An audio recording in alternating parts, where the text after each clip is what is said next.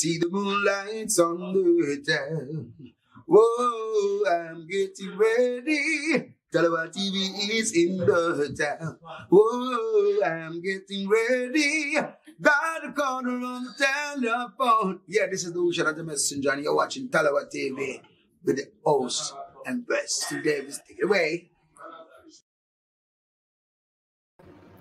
My Tallawahs, good evening. Is it a good afternoon? Possibly it's a good morning. All depends on where you are based in the world. So I'm back. I think this is my fourth live stream on the trot. So that's some sort of record for me. So you guys are in good luck. Hopefully, I'll be in good form for you guys once more. You can read the banner. If you do not want to read the banner, I will go ahead and read it for you. This is your Cayman Islands versus Jamaica Concacaf women's match preview. Plenty to get through. I'm not expecting to do a lengthy stream tonight, although I always say I don't expect to do a lengthy stream, and somehow I'm always there until the early mornings. I am now officially 20 minutes till 12 a.m. here in the UK, so I'm one step closer to my weekend as the time draws closer to a early Friday morning. You guys are quiet, unusually quiet there in the comment section. Drop a comment in the comment section. Let me know how you guys are doing. As I've said, tonight is all about the preview for Cayman Islands. Cayman Islands is our next opponent for the Reggae Girls. And last night, some of you sat here with me for 2 hours plus and we watched along as Cayman Islands took on Grenada. Grenada hosted Cayman Islands last night, did a live watch along, and that ended 2-0 to Cayman Islands. So, all right, Formula, let me go ahead and drop it in the comment section there for you. I don't understand why that's happening. But try that one in the comment section there, Formula, and that should work. Sorry about that. Hopefully no one else is having troubles with the invite. I've sent the invite around. Hopefully it doesn't give any trouble. Yes, guys, in the comment section, let me know how you are doing. Coach Karumi, how you, sir? How's your evening shaping up? Hopefully this will be another splendid live stream for yourself. You're always here, just like everybody else, in the comment section. I don't know how you guys do it. You guys are the ultimate 12-man island caught. I've seen you here, 4 times on a trot now this week. Big up yourself. I hope you're okay. Good evening. Good evening. What's for dinner? I might come round and share myself a plate, or I might let you do the sharing for me.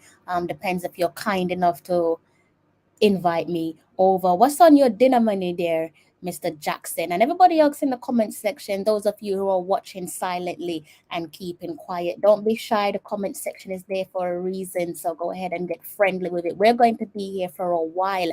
I can see that I have one of my special guests in the studio, but I'm going to give him some time to settle in and get ready, and I'll bring him on screen. I'm pretty sure you're familiar with his face. We have a good understanding of each other when we do our previews or match analysis. So I know already, with that being said, that tonight's show is definitely going to be worth watching. Curry chicken, that is one of my favorites. So please do enjoy for the both of us. Karumi saying no excuse weekend. Ruthless, absolutely. I cannot disagree with that comment. This game against Cayman Island, we're going to talk a little bit more about Cayman Island. Like I said to you, I watched along as Grenada took on Cayman Islands last night. Just a friendly reminder, that match finished 2-0 to Cayman Islands. Cayman Islands actually scored their second goal. They haven't scored up until that point, and that is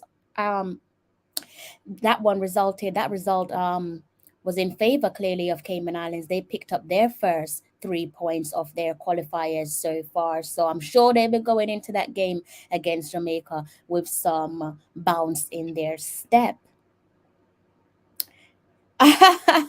Thank you. How are you? How you doing? How's your evening panning out? What's for dinner? Like I said, I've already invited myself over to Mr. Jackson's house. I might do the same with you.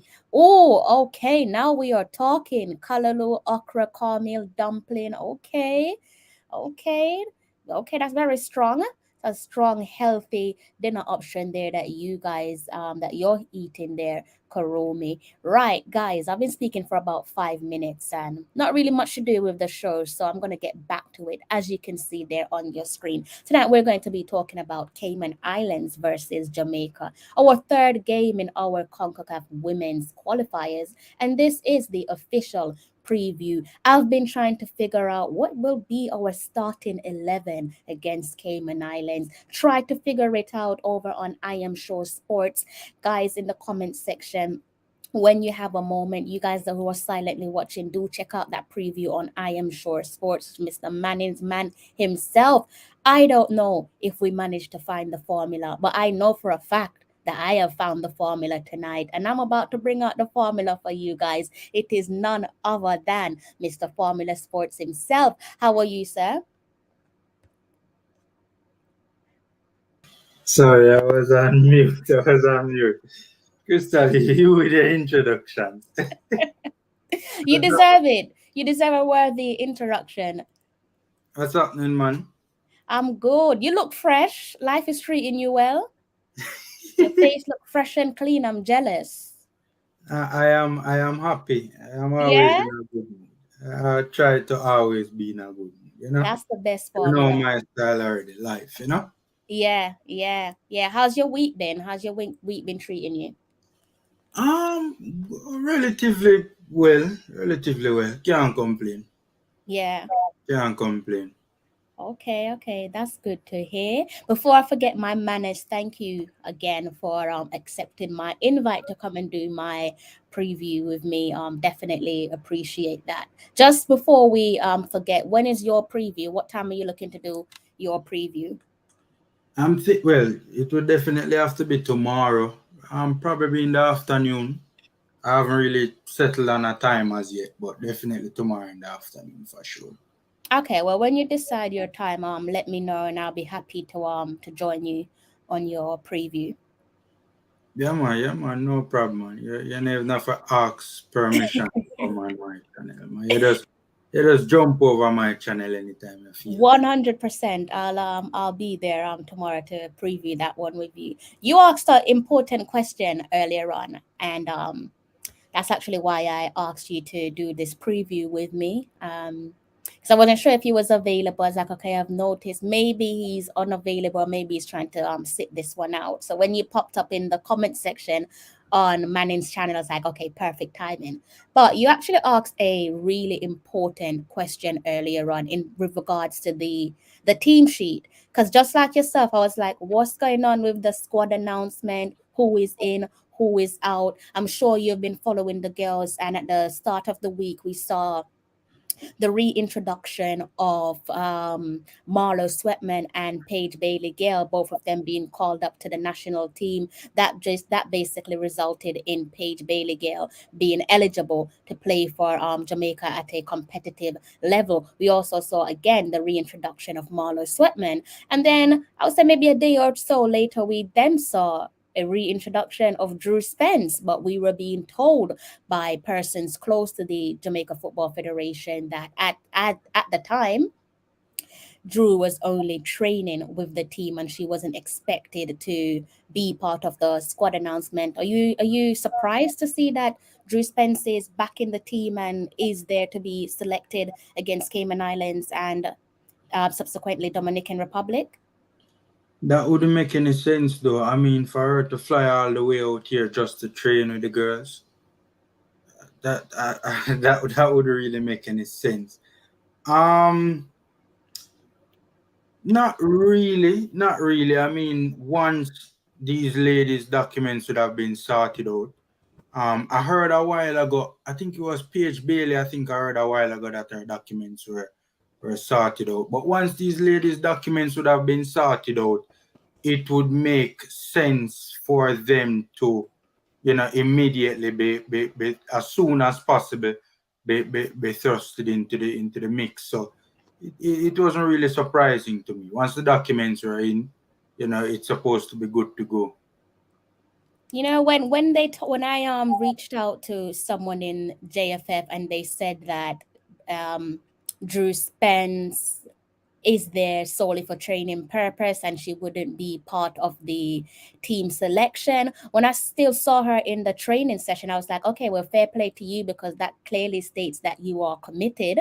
And I thought it was a right move to make, regardless if she's part of the squad announcement or not, because at least when she's in training, she can just familiarize herself with how the team plays and so on. So I thought, okay, even if she isn't part of the official squad announcement or the amended squad announcement, just her being there at the time, given the information that we were fed, I thought, okay, well, fair play, that makes sense. To me, I don't look. Sometimes I have to be careful, man. So that's all I was saying, because sometimes I hear some things from some people where, these are people who really and truly, what they're telling you should be factual, right? And it's a credible source of information. It's a credible source in terms of the person itself, should be a credible source. So one would like to think that the information would be credible, right?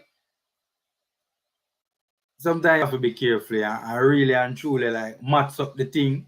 And if you not add up, you can't really run with it. Because me personally, I don't really understand how that would work.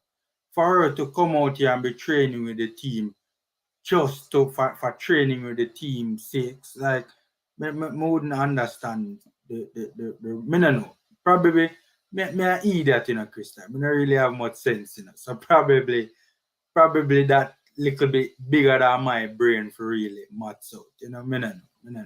But it don't make sense to me.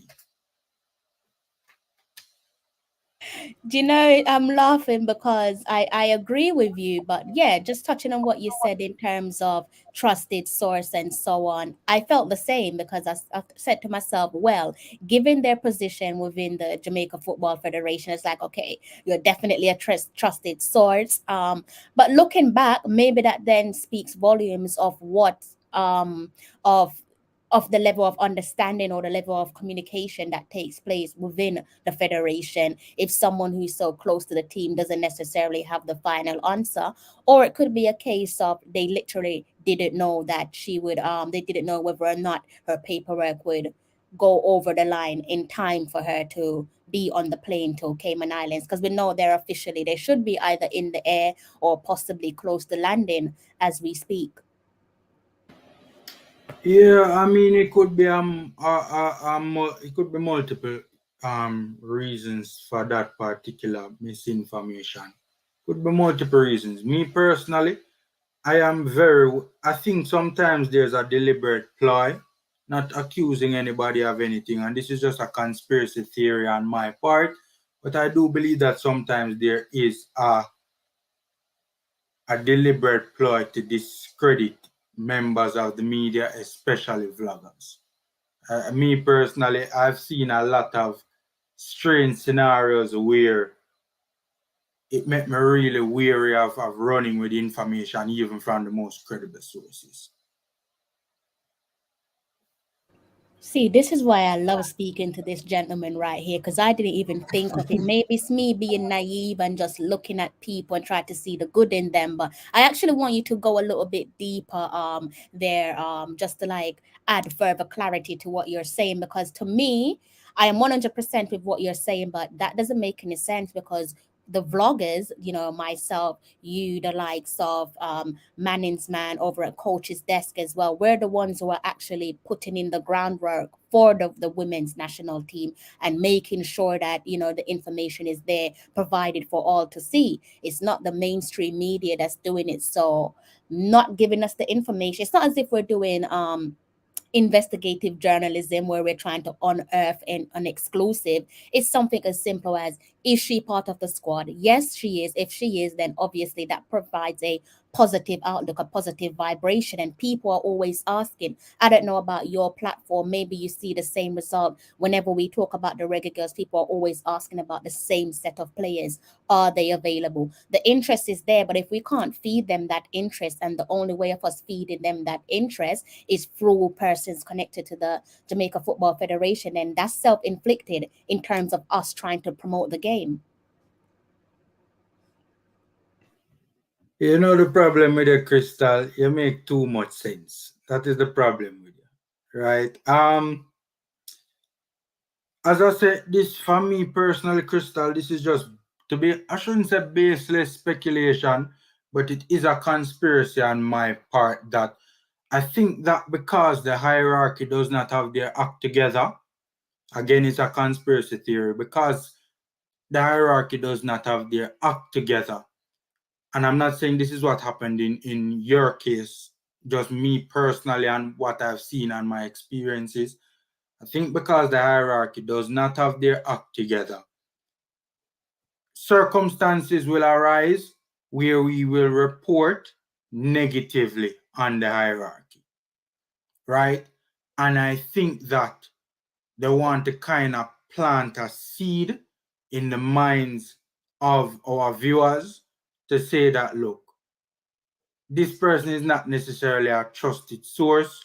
Remember the last time when him tell you X, Y, and Z and it never work out. So when we are reporting about, incompetence of the hierarchy, it is not taken as serious as it would if we were recognized as credible individuals. That, as I said, is a conspiracy theory on my part.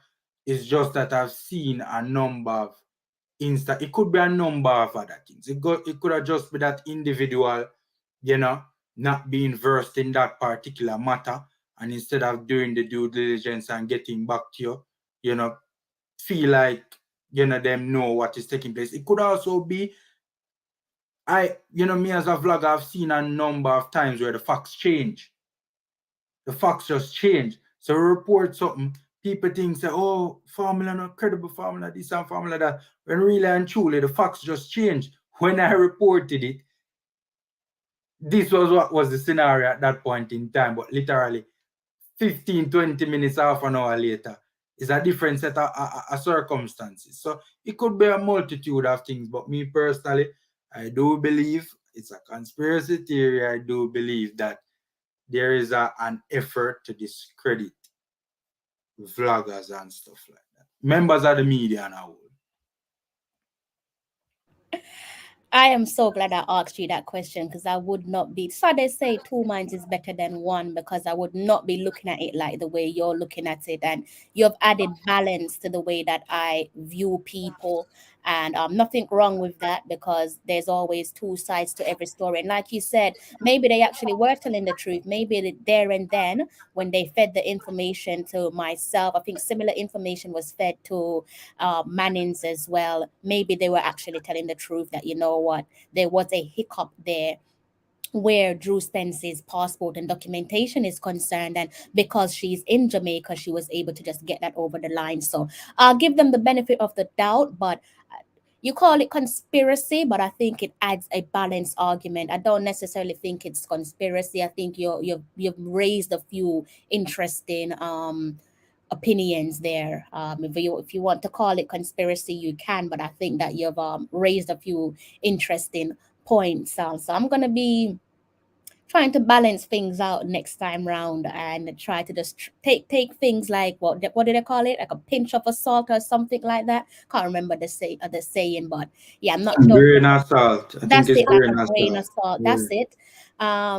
Yeah, I think next time round I'll be a little bit wary with what's being said. But like I said, it's probably just goes to show the incompetence of the federation, that someone who works so closely with the team have no idea essentially what's going on, or don't know the full ins and out of what's going on with regards to players being in the team.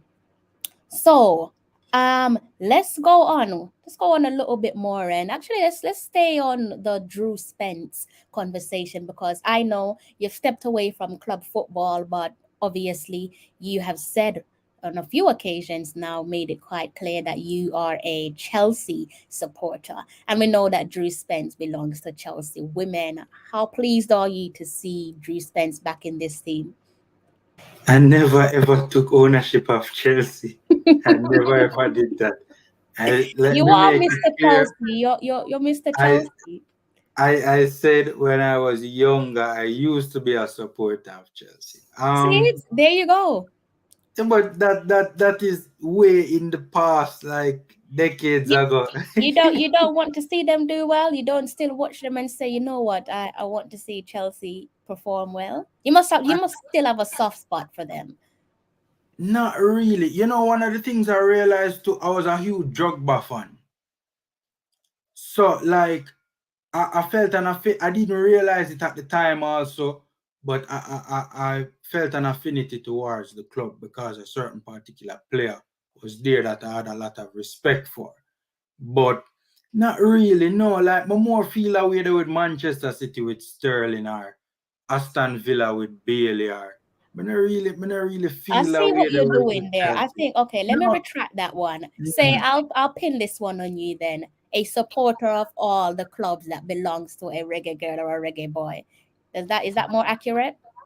that's exactly what, like, for me personally, I have more of a connection to clubs that have a reggae boy or a reggae girl on it. Like, that's the honest truth.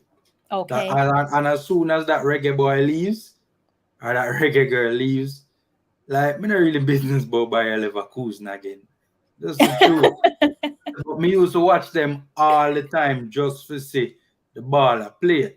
So yeah, but no, on the issue of Drew Spence though, yeah, it's, I mean, the player is definitely can do a lot for us, right? And we want as strong a squad as we can possibly get, So for sure the likes of a Drew Spence and Paige Bailey-Gayle and those players, coming back into the mix, for sure it's a good thing. It would be interesting to see how settled the team is for the Damret game. I think that's the big concern. It's sad that these particular players had to miss a window. Really, really, really, really sad that these players had to miss a window. I don't think stuff like that, the federation might just see it as, we are gonna dump up Grenada and we are gonna dump up Bermuda anyways. Like, we never really need them. Seeing so, it's not a big deal if they miss that particular window. The fact of the matter is they're here for the important window. And that may be true, yes, but the fact of the matter is that they missed a very big opportunity to have, especially, well, both on field and off the field gelling and chemistry building is very important, and basically, you know, this is the first time they would be under the tutelage of a Vin Blaine.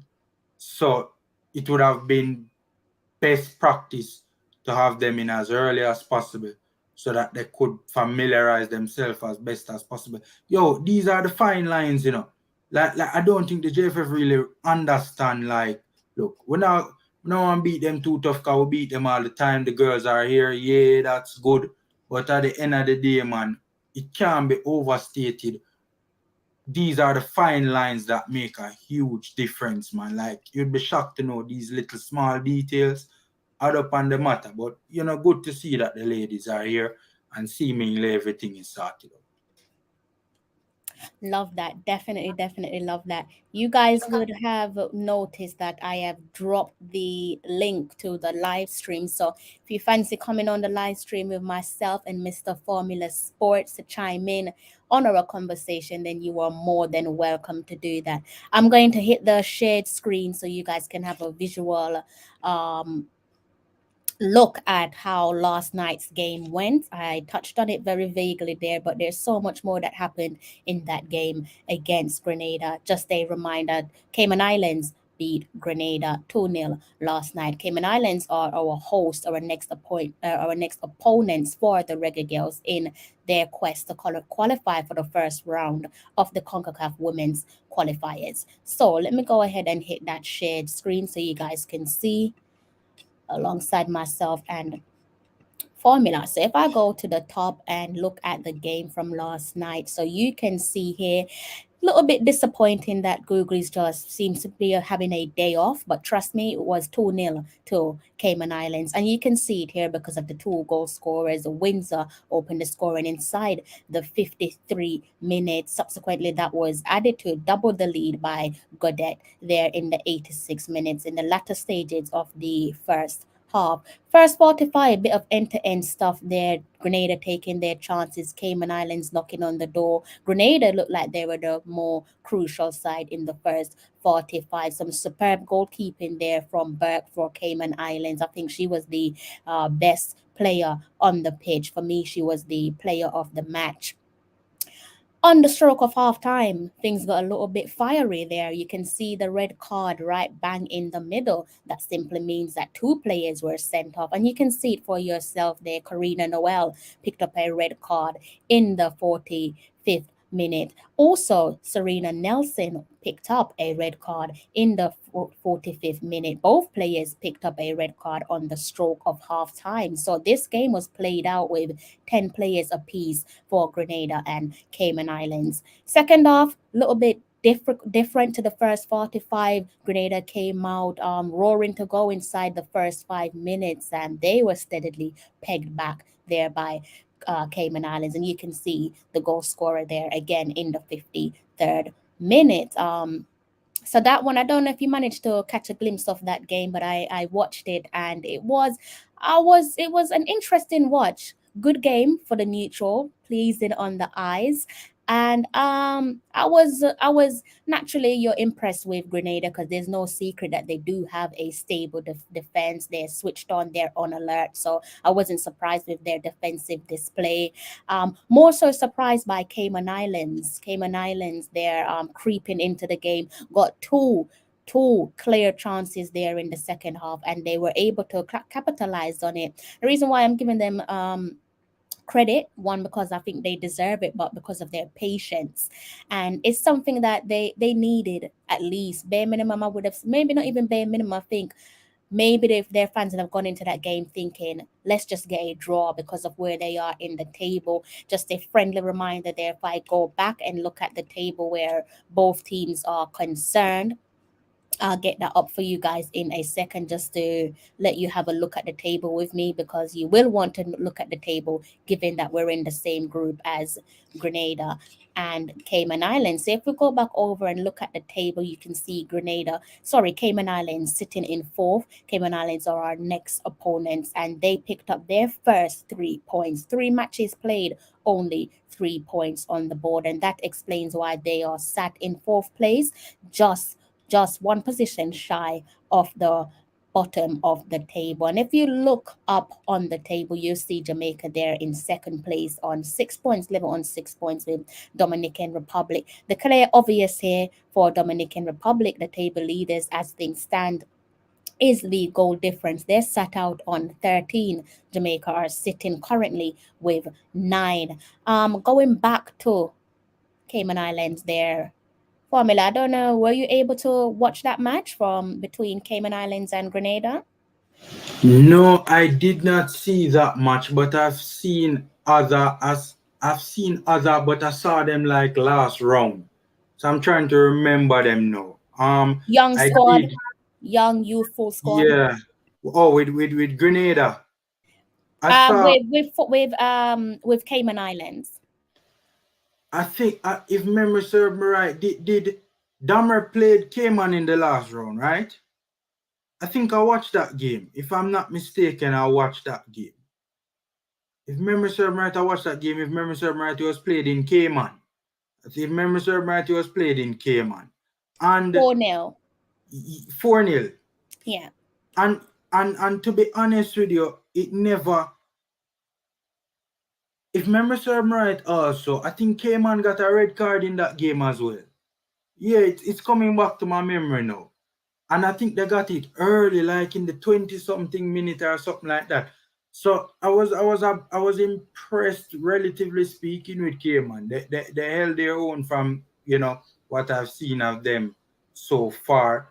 So it's not entirely surprising me remembering that performance against the Dam Rep. It's not surprising that they would have gotten the better of Grenada because they look like a very well organized team.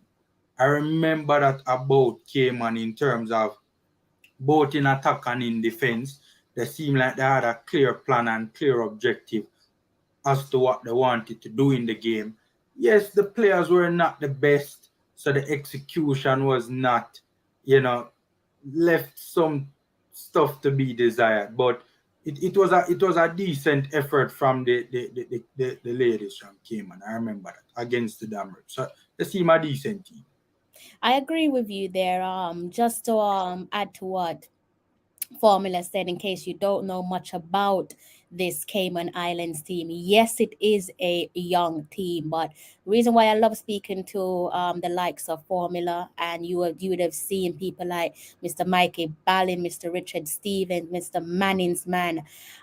We've always drum home the for you guys to understand that let's not underestimate our opponents. Not because we are the superior Jamaica does not mean we're going to have our way when we play our opponents. And we've seen that so far. Two tricky games despite the results. Yes, we beat Bermuda on home soil, but that was not a comfortable game. Yes, we beat Grenada 6-1, but they still scored on us. Why? Because we fell asleep and we were switched off. Now we're facing off against a young Cayman Islands team, and they've got something about them. They've got a bit of grit about them. I can tell you that they do have determination about them, and they're expressive. They are very expressive for a team that went into the game against Grenada on 0 points, sitting shy at the bottom of the table. You would have thought that you have nothing to play for. It's over and out, but it's not clearly for them. I'm going to stick a pin in it, and I'm going to bring on Mr. Mikey Ballin. How are you, sir? Yes, good afternoon or good morning. No, good evening and good morning. Formula, big up yourself. I think, Crystal, I think it's balling, I don't think it's balling. I think it's It, balling. no, it is balling. It's balling? Oh, no, that's all right. Cool.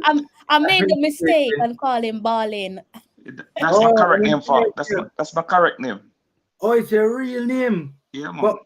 but Mikey, balling no sound more cool, man. You have to go with the balling man rather than the balling. Well, you see, if you look at the top of my head, and I'm balling still. No, Make it's perfect it's sense. it's Ballin. So it's All balling. right, cool. Yeah, Yes. man. Bless up, Mikey. Bless up. Yeah, man. But really, Formula, everybody will meet for the first time my name. That's what they say, balling. That's what it look like. So I don't complain when people destroy the name. Yeah, you look like the type of person that would have a nickname like balling. You look, you have a cool aura about you. My daughter have that nickname There you go. because she play basketball. So them said Nicole Ballin is balling, so they call her Ballin.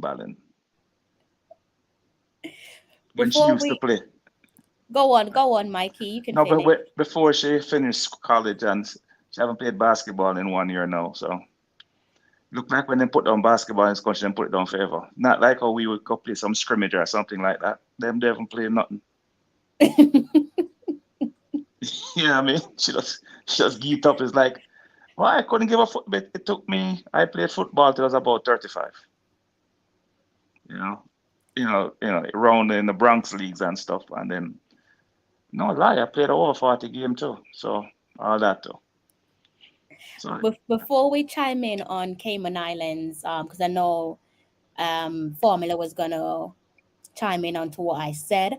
I'm going to bring on another special guest. I know this is supposed to show that this is going to be a powerful preview of this Cayman Islands game, because you guys are going to be getting a lot of knowledge and insightful conversation from these two guys there. And definitely, I'm about to add some fuel to the fire and make it extra hot for you guys. I'm going to be bringing on Mr. Richard Stevens. How are you, sir?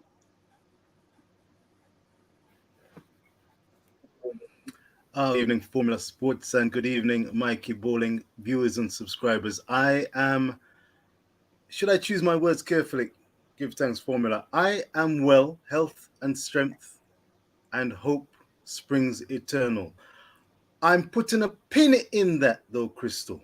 I'm putting the proverbial pin in that particular statement in light of I the think last before you stick a 24. pin in it, you might have to do a Yes, quick refresh.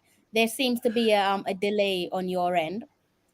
quite so. Yes, that is the case, and I will attempt to do that. Yes, because I want to be coming through crystal clear. So, uno momento. Viva the reggae girls. I'll be back. I don't think there's anything wrong with his audio though. It's just him It's just visuals not keep yeah. up. Wonder what he's going to be saying. So yeah, Mikey and Formula, what do you guys make of Cayman Islands so far? Cayman Islands, a young team that's coming. Give them a couple of years. Like every team, the smaller islands, they're going to take a little time. It took Jamaica almost from 1990s to, let's say, to the 2010s, about 20 years to really build a team and then they got to the World Cup in 2019. So building a team, small islands have less people. The more people you have, is the better chance of finding good players faster. So Jamaica is the largest, talking about British Caribbean now, the largest British Caribbean island and also the most populated one. So therefore, we have a better chance of finding more people because we have a bigger pool to pick from. Let's put it that way. So countries like Trinidad, I'd say, if they decide to look into England and the USA, they will come along too. That is my take on it. So teams like Cayman, very small island, the population maybe 20,000. So it's hard to find 20 good players out of 20,000 people. Mm. Like that's why the USA is so good because they have 330 million people. You must can find 23 players out of 330 million. Right, Formula? Yeah, no, I agree. You're making some very good points, Mike. Yeah. So when people look at no, I don't want to talk about the men. Let's stick with it. When people look at Jamaica, what we're doing track and field, what we're doing netball, compared to teams like Australia, South Africa, and New Zealand that has 10 times as many people as us. People think Jamaica fail when they finish fourth and third in netball, but compared to the population we have, we're doing great. Now you have to look at the population. Our population is 3 million at home and maybe an next 3 million overseas. So, 6 million, to find 23 good players on a football team, or I don't know how much people they play on a netball team, maybe 12, I don't know. It's good. And to so what we doing, so what Jamaica punching sports on a whole, we punching way above our population. So when people think we fail, no, we don't. We're doing very good for our population size. Can't argue with that. Would you make us some of the predictions, Mikey? I think you've been sat on my channel over the last couple of days, and maybe Formula would have seen similar conversations over on his channel in the comments section. Some people going for not some people. I saw one person go for 20-0 to Jamaica. What do you make of that score 20 prediction? 20 Let mil. me guess. A Travis that? A It Travis wasn't that? Travis on this And occasion. a Travis? I Oh. was no, it wasn't Travis. To beat a team 20-0, you need to score a goal every 3.5 minutes. Can you see that happening? No, I can't see that happening. So Honestly though, Mikey, it can be done, Mikey, but that could have been done against a Grenada, if we were just clinical, to be fair, no. Well, We Grenada, wasted a lot of we, chances we in that Grenada. yes, also, but the field was uncomfortable. So I Fair. understand the girls maybe playing kind of, watchful because they don't want to get hurt and they don't want to do certain things, but they want to do the ball. But but I know that Cayman field is going to be it's going to be good.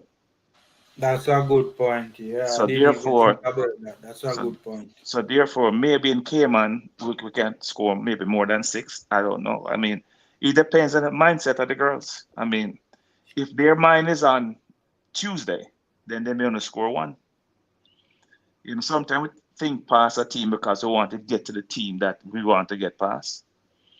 And they may go out there for the first 30 minutes, them can't do anything. Because them in a rush, everybody starts shoot from outside the box, start shoot You from know, half line. Everybody thinks a free for all. You know what I mean? I hope that the girls will settle for that game because that game is literally a big final. You mean the That DR game, game? The DR yeah, game. No, that game. I'm not worried about the DR game. I'm worried about the Cayman game. Because they would think past Cayman. Yeah, but Mike, even if a thing past Cayman, the golfing class and the golfing quality is the deficit between the two teams is so big that it would really. I mean, how did Macedonia, to be fair, did knock out Italy Italy. recently? Okay, all right. But still, it would be all the stars would have to align for Cayman for them to win that game. It would be a once in a not even a blue moon, a once in a millennium event for Cayman to win that game, Mikey. I will tell you something too. I think tomorrow night at 6 p.m., and maybe that's 5 p.m. Jamaica time, when Bermuda is playing DR, you're going to see how good DR is based on how they play that game. If Bermuda run them to the ground, then it's Jamaica. It's going to be very easy for Jamaica, because I think the DR team, they got a Grenada team at their house that maybe never played together for a long time, and they destroyed them. Maybe they got 12 chances and score 9. And when they went to play Cayman, I saw the Cayman game. They didn't look as good as they looked when they played Grenada. That's why I feel that Bermuda is going to give them a run for the money. And I won't say Bermuda are going to win, but it's possible. Because Bermuda have a solid team. If that defender that got hurt get back, get our legs back, then Bermuda could knock them off. Because people say Bermuda don't have a chance, but Bermuda do have mathematically. Bermuda has a chance to qualify. Let's put it that way. Because Bermuda beat them 20. Yeah, you understand? Are we lose to them? Bermuda qualify. You understand what I'm trying to say? Before we continue the conversation, I'm going to bring back on Richie. I'm going to bring on Richard in a second. I've noticed that there's a certain team from North London. Apparently, they don't play in Europe at present. So their owner, that simply means that he's available. So he's about to bless us with his first Tallawah TV debut. And it is Mr. Stan Kroenke. How are you, sir? I am doing well. How are you doing? I am doing more than fine. We can't see you clearly, though. I gotta fix my camera. I have a couple cameras here. They're messing up. There we That go. better? But you know what I don't understand? This man have so much camera, we still can't see him as one I have. Not using my computer camera. Using a webcam, but my webcam is messing up. Okay. And I just changed it a while ago, so I have too many of these things. I think I'm good now. I think I'm in the picture. Yes. Yes, you are. Yes. How are you, sir? I am doing well. How's everyone doing? We're good. We're good. We're good. I hear my friend who can see me well, giving probabilities and possibilities of Bermuda qualifying. I'm not sure what he's been drinking. No, I just no. I say it's still mathematically. If we were talking, you see, every time I don't want to go back to the boys, but when I know we couldn't qualify, people say we have a mathematical chance in our last campaign that just finished last month. So I'm not going to call any what team that was. I know we had no chance. Way from then, right? So if you think, I mean, Bermuda have something to play for. Let's put it that way. Yeah, pride. It's always on the play for pride. That's All the right. only thing I see. I mean, I've seen the Grenada team. Yeah. I've seen the Grenada team. I thought Grenada played us very, very physical. But I think if we get the best players and we pick the best team, we should go through. Our problem as a country is we don't source well, we don't recruit well, we're not organized, we don't put a structure around the team for them to be successful, and we end up regretting it later on, and we blame, and we haven't operated as a cohesive, let me call it JFF, along with, which then allow the players to have something to leverage to allow them to be successful. We don't do that really well. Oh, my camera keep missing. So at the end of the day, the only way we don't qualify is because, just like with the men, the JFF hasn't done its job well. Well, okay, I will. I'm not a JFF person, so but the only way we don't qualify is because of the ladies. We have the tools. We have all the ladies we need to qualify past a DR. The JFF don't pick the team. Basically, it's not, it's the coach pick the team and what girls are available. Remember, we have a couple of girls that are out injured, so he has to pick based on what he has available, and this is the best available 22, I think it is. So I don't see a reason why I would be the JFF for this. So it's between best available. Well, is it really the best available 22? That's the first question. Yes, it's the best available 22. Okay, so the best available 22. Well, the best available 22 that we have now. Right. I could dispute that. But anyway, regardless, the coach is part of the JFF. So when you say the JFF and the coach are mutually exclusive, they're part of a large organization. Okay, yes. And people dispute the last time we played that the coach didn't do the best job in terms of picking the best team. Because I watched the games, and I saw certain players. I was surprised they didn't play against Grenada, for example. They played in Jamaica. They didn't play against Grenada. I was very surprised about a couple of the players. And some players who retained their plays, and I don't even know the team well. So think about me as an agnostic observer who then observes and say, "What are my eyes deceiving me? Is the eye test failing me?" I think the Grenada game, the coach, remember, this is a new coach with new girls, doesn't know them well. So you want to see what each person can give. So in the Grenada game, he played some of the girls that didn't play in the Bermuda game.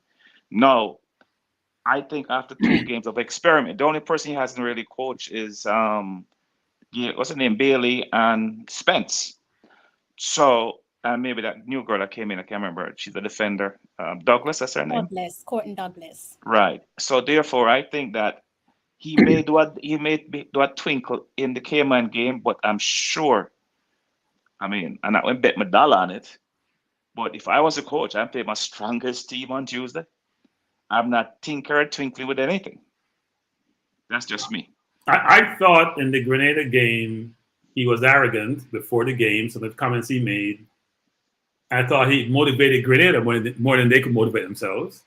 Because when someone is arrogant and say certain things about your team and your country, you want to show them that you can, you can produce. They played very physical. They probably played. They're gonna get run over. Now we're talking about Grenada, not Cayman. What was it about? That was what he said. Remember? Yeah. That's what he said. Yeah. He said point blank, straight out, like they're gonna get run over. It's just kind of crazy to me. I've never heard a coach say that before. 6-1 is a run over, though. Yeah, but we're not goal difference, right? You just said he experimented.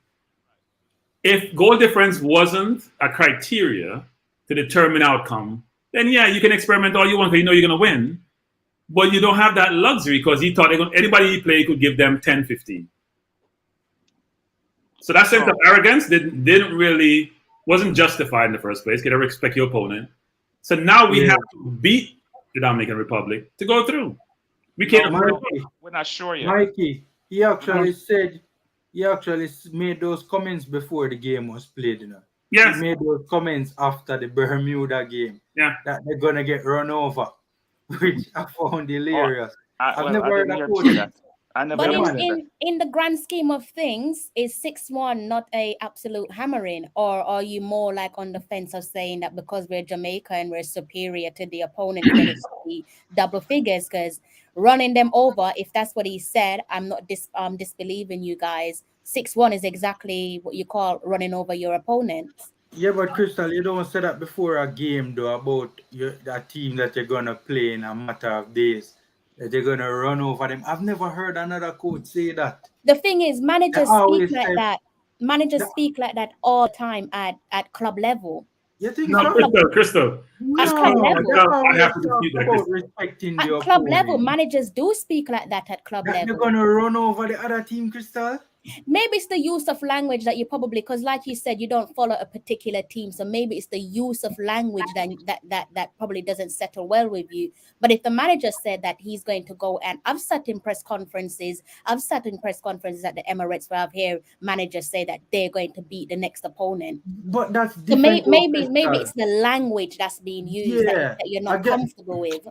I get what you are saying, you know. Basically, managers usually exude confidence, right? Yeah. In their team's ability to, get the better of the opposing team. That is something that we hear all the time. So I'm 100%, you're 100% spot on. I agree with that. But in terms of such strong rhetoric coming from the manager, they're going to get, like the man even said, we're going to run them over, you know. This is not a boxing match. Only boxers and UFC personnel make such comments. This is not a boxing match. I think you're right, Formula and Kroenke. I think it's more the use of the language than opposed to the message. They're going to get run over. That is what he said. Yeah, they're going to get run over. They're like him just already arrive at that conclusion that is going to happen. I'll say this much about Vin Blaine though. He has shown to have decent ability as a coach thus far, right? From a tactical and technical understanding of the game, in my humble opinion. Where I think Vin Blaine might get himself into a bit of a pickle is him say some things in the press conference and in the media sometimes where, brethren, where I do.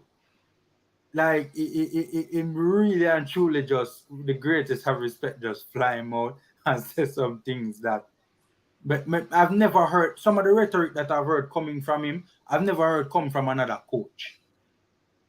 It's rare when you hear coaches say these things. So I think if that's what I'm really very concerned about with this particular coach, will he say something that, will have serious consequences and have an effect, especially from a negative standpoint on his team? Because I've heard him say things like, if memory serves right, he threw literally his entire defense one time under the bus. So he says these things in the media that is very concerning to me. I will admit. Yes, him say the defense is weak and him defense need this. Him shouldn't say that. The defense is part of the team. And if you say that, it was worse than that though, Mikey, if memory serves right. Like you're referring, I think you're referring to he made a comment about the game against the United States, and paraphrasing, what he basically was saying is that the defense need to be worked on because he watched the game against the United States, and essentially he's saying that is the poorest part of the poorest area of our game. No, I remember those comments in a Crystal. Remember we did the analysis and chopped up the press conference, I'm not talking about the comments in the press conference about having the defense being more organized and that was his main priority. I remember those comments. He made some comments after I don't remember which game it was, where he basically point blank said the defenders weren't good. You're speaking about post-match conference then? Yes. Okay. He basically said them never good. And basically no one them. He might look for bringing, like, it was crazy. Really? Honestly. Well, look, I think Jamaica in some instances struggle because the coach is the face of the organization. The coach is the face of the JFF, is the face of the country, is the face of the players. He's the most prominent person on a football team in most instances, right? Apart from the players are in the field of play. So the coach has to know how to manage himself. He has to know that everything he says is going to be parsed and reviewed and assessed and commented on. He has to be aware of that. He can't be the one that's demotivating his players. If I said my defense need to play better, I'm not talking about my 4 defenders and my goalkeeper. I'm saying my team need to defend better. I could use that words and that way of positioning it versus saying my defense is terrible and atrocious and I have to replace them. Who says that? No coach in their right mind who has credibility and wants credibility, want to be respected, is going to throw their defenders under the bus and say they're terrible. Right? Sometimes a coach will call a player out, for example, you want to send a message, or say, and the reporter may ask him a question about the player, say, "What, you know what, he has to do better. He should have scored, or he should have blocked that." But you don't call a team and say they're not good enough. I mean, that did he actually say that the defense is terrible? Because I've definitely sat in press conferences where I've heard him say that the defense needs to be worked on, and we as content creators have also said, we've echoed that numerous times, that our weakest part of the game is the defense. So did he just echo what he said in previous press conferences where he said the defense needs to be worked on, or did he actually say they are terrible? Because that's two totally different things. I am looking for it now, Crystal, to try and see if I can get your attention to it. But trust me, it was bad. When I heard it, immediately I said to myself, say, yo, why Vin Bain would have said something like that? Like, just to me, as I said, I'm going to look for it now to get the exact quote. But I'm telling you, me not have to go back and go listen it for no. It was bad. Me personally, when I personally heard it, I said to myself, why a coach should have said something like that about, like, was it in the last window, in the February window? Yeah, man. It was it's not something that I personally have picked up on. I mean, I've listened to his press conference, I've listened to his post-match conference, but I've never actually heard him say that the defense was terrible. I don't know, maybe he said it and I didn't actually pick up on it, but yeah, I've definitely heard him touch on our defense being the poorest part of our game, and I don't think that's something that we can dispute on. Definitely have been poor in my opinion. Well, I'm going to try and find it and see if I can send it to you or something like that. You know, my thing about defense, if we keep the ball and play attacking football, our defense will be great. But if we sit back, then that's when you're going to find holes in the defense. So if we keep ball possession and keep pressing them up top, the defense have less work to do. That's my whole thing. I like attacking football. I don't like defensive football. Defensive football to me is these are the pass. You want flamboyancy. You want flamboyant football. I think the way you play sometimes is dictated by your opponent. That is true too. Because sometimes you want to be aggressive, you want to be playing free flowing, but your opponent is just better than you. So if you try to do that, they may run you ragged. You sometimes have to get compact and try to be counter. All depends on your opponent, right? If you're just you should just play that way. Yeah. Well, you know, the big teams play one way all the time. Because the big teams are better. Okay. You must see Man City. Look at the game on Sunday when Liverpool played Man City, and look if Liverpool is not playing counter-attacking football more often than not. Versus when they play the team, they just dominate possession and they press really high up. Watch the game on Sunday at 11:30 when they play Man City. If a lot of times in the game they're not playing counter-attacking football with Mane and Salah on them, that will then tells you which team is better at possession football. Okay. Stan, I want to ask you a question. I've had the pleasure of speaking to Formula and Mikey on repeated occasions, so I know what they think of the team so far, but I've not had the pleasure of sitting down and having a conversation with you. What's your thoughts on the team's performances so far up until this point? And I'm just talking about this current cycle where the girls are concerned. So given the abundance of players we have, given that we can drop on players not only from the UK, but from the US, and the US, as you know, football is a hotbed for women football, and what we have in Jamaica, which may not be as good as the UK or the US, I thought we'd be in a better place. I didn't think we'd be strong in the Dominican Republic. Now, Dominican Republic, like Jamaica, export a lot of its people to the U.S. actually. So those kids come to the same ranks that our kids will do in the U.S. But I thought we had a larger pool to select from than they did. And if we bring them together, manage them well, we're cohesive, we should be doing better. I was surprised. I didn't think we destroyed Grenada, frankly. I thought in that game, even though we won 6-1, I thought we would really destroy them and run over them. I didn't think that we did, even though we won by the score we did. And I'm surprised we're in the position we are in now, where we have to beat the Dominican Republic. I know people are saying, well, the Cayman game hasn't played yet, and I agree with that. But it appears we'd have to beat them to qualify.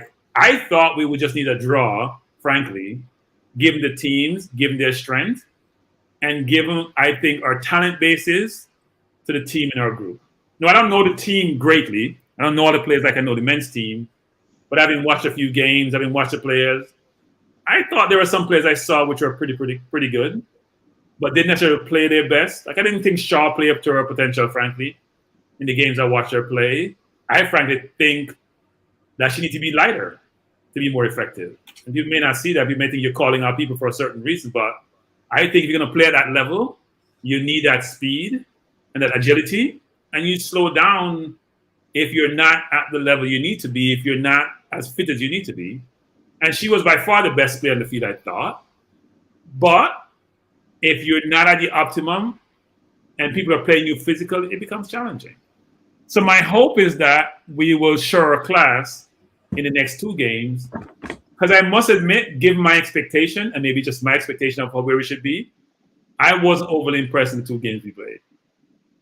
You was overly impressed. I was not overly impressed. Why wasn't? Do you think you wasn't overly impressed? Because you touched on something I think which is quite key. You said that you're not entirely paraphrasing familiar with this Bailey-Gayle squad. So do you think that because you're just looking at them perhaps for the first time at a extended length of time, do you think that's probably provided clouded judgment? Because naturally, as Jamaicans, when we start supporting a team, because we have so much inner pride, we just look at ourselves and say that we are Jamaicans, we are superior, therefore we should always achieve, sometimes go beyond that and do the unthinkable.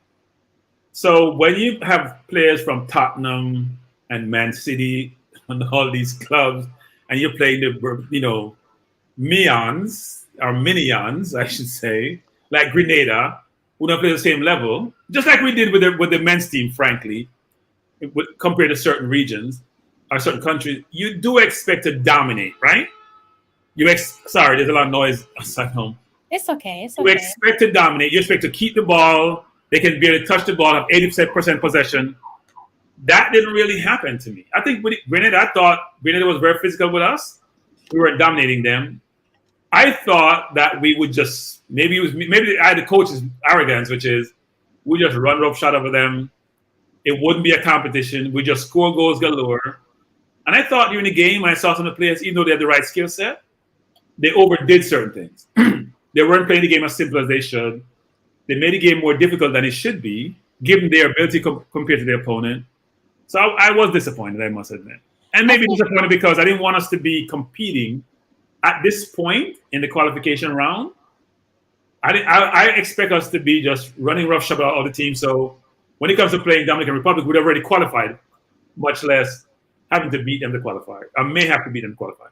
I think the reason why you're looking at it the way you do is because it's easy to forget, and I think it's completely unintentional I can't speak for you, but I think it's unintentional from your behalf, is because we as some people in the 12-man section are forgetting that this Caribbean nation, these opponents, they have, just like how Jamaica has gotten better in our quality and our squad depth, the likes of Grenada, Bermuda, and possibly Cayman Islands, definitely Dominican Republic, they have gotten better as well. So no team, despite the fact that we are superior, no team in our group essentially are walkovers. If you were able to watch that game last night, Grenada hosted Cayman Islands. Both of those teams faced up against each other, 0 points on the table. Because I know Grenada Grenada, and I know their defense, and I know you guys on the panel section are familiar with Grenada's defense. They are stable in defense. I assumed that they would get the better of Cayman Islands, but that wasn't it at all. Both teams played out with 10 players apiece. Both of them picked up a red card on the stroke of half time, and it was Cayman Islands that came out on top. 2 goals, and that is a young squad. Also, I think when we look back against Bermuda in our opening match on home soil, we're forgetting the fact that you had the likes of Khadija Shaw coming from Manchester to Jamaica. We had players traveling for like 17 hours. We know what jet lag can do on the body. The girls went into that game against Bermuda, basically playing 1.5 training session. We know 1.5 training session. You cannot do nothing effectively with 1.5 training session. Taking that into consideration, and I can put my hands on my heart and say, just like you have said, Stan, that game was a difficult game for us, and it was difficult, one, because of the lack of training session, the lack of preparation. Also, we were up against a very good Bermuda squad, that didn't make it easy for us. So I think there's a few factors there that we're overlooking simply because we know within ourselves that we are superior Jamaica. But Christopher, the Grenada team, some of those players were babies. You know, the goalkeeper was very, very young, like 16, 17. There are a number of young players on their team. So you figure, even at a training session, give her seniority, give them the level of play we are, and they're so young, that would be an easy game. But Stan, I understand where you're coming from in terms of the girls themselves have admitted, that the levels need to improve. The coach himself has admitted that the level needs to improve, right? Fact of the matter is the performances that we put in against the likes of Bermuda and the likes of Grenada, we can't replicate those sort of performances against Canada or Mexico or damn sure not a US, right? And expect to get, a favorable result. However, I think that we are expecting too much too soon, right? I think we have to be cognizant of the fact that this is still a work in progress, right? Yes, many of the players, I think like 13 returnees from the World Cup, etc., but we didn't really have that many games with everybody together, in my humble opinion, in the run-up to the qualifiers, right? One second. No, let's say something. You know what we're comparing to? Mm-hmm. It's not even how the players played, It's about what Dominican Republic did. People don't seem to realize that. So if my competition is scored 7, wait 1 second. If they score 7 and I have a better team, I expect to score 10. So if you look at the performance and compare to the competition, that's why I think people like myself were challenged. But Kroenke, Dominican Republic played majority of the game, like 70 plus minutes of the game against Cayman, with a man advantage or a woman advantage. And, they weren't all that impressive. So I think here's the thing. The first game against Grenada, they caught Grenada at their worst possible time in Dominican Republic. So that game was played in the Damrep and they caught Grenada. Grenada was not prepared for that game, right? They were all over the place, right? So I think that if that game was played with the personnel that Grenada used against us in Grenada, it would not have been so. On another day, that 9, Grenada would not have received that 9. That's what I'm trying to say. Now, my thing is that, yes, to be fair, the Dominican Republic I looked into the Damrep squad. They have some players that play at a very credible level. They have a number of players that play at a very credible level, right? Even if it's not a team to be feared right now, for sure by the time the next cycle comes around, this team is going to be problematic for everybody in Concacaf. I mean everybody, right? But with that being said though, I think we're exaggerating how poor the performances were against Bermuda and Grenada, right? the main issues in the Bermuda and the Grenada game was the end product. The end product was poor. We dominated the games. We did. We should have dumped up Bermuda 10. We should have dumped up Grenada 15 at least. We dominated the games. But in the Bermuda game, the main issue at hand was the final balls. The final ball, the final passes were exceptionally poor. Now, we saw progress and an improvement on that in the Grenada game, where the final passes was much improved in the Grenada game. However, that's when we realized that we had a finishing problem, right? And that was the main issue at hand. I would be more concerned if the team was not creating a ton load of chances, right? I think the finishing will come. You know, the machine just a tune up, so to speak. I think we will get it to a point where, you know, we'll finish off the chances that we're creating. But as I said, I would be more concerned if we were not creating the chances. In the Grenada game, we created like 50 chances. We scored like 10% of them. Seriously, we ran over them. It should have been at least 15. Stan, also, what you must realize that the game that's playing tomorrow between DR and Bermuda, let's say DR beat Bermuda 2-0. So they'll be +5. If we score 6 again against Cayman, then we'll be 1 ahead of them. So they would have to win, and all we have to do is tie. Because to me, the second weakest team in this group is Cayman. That did beat Grenada last night. So I think we can score 6 on Cayman. We're playing on a better surface than we played on in Grenada. So the ball will be better flowing, I think. I think we have a stronger squad presently now than we had against Grenada and Bermuda. So that's why. And plus, I know we're going to beat DR too. So, because DR have a good team, 6 of the players play for the under-20 team, right? And they're coming back from colleges in the United States. So therefore, we're playing against, I don't know how many of the 6 starts on their team, but I know 6 of the members of the squad play on the under-20 team. So for me, all Jamaica have to do, put the ball on the turf, on the pitch, run it around, and put the ball in the back, and it come Saturday. And on Tuesday, we just polish off DR and, just win the game. Because when people playing, because if you tie, you go ahead, you end up losing. You always have to play for the win. And Mr. Blaine have to play the strongest team. No experiment business going on here now. You know what I mean? That is my thing. Yeah, I do think it's tough on the coach when you have a lot of overseas players coming in your team and you don't have a lot of training sessions to judge what's my best team to put on the field. I would agree with that sentiment, right? Yeah. It's very, very difficult. They're not training every day. You're not seeing them every day. You're not putting them in different positions. You're not trying them in different systems. You're just trying to figure out, based on their reputation, who's my best 11. That's difficult. He's a new coach as well to Kroenke.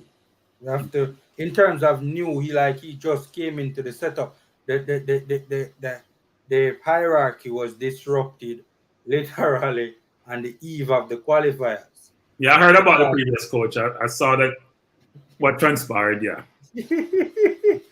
And the pickle that he got himself in. So yeah, I look, to be fair though, on Kroenke, I don't agree with Mikey though, Mikey is a little bit too confident for my liking with this damn.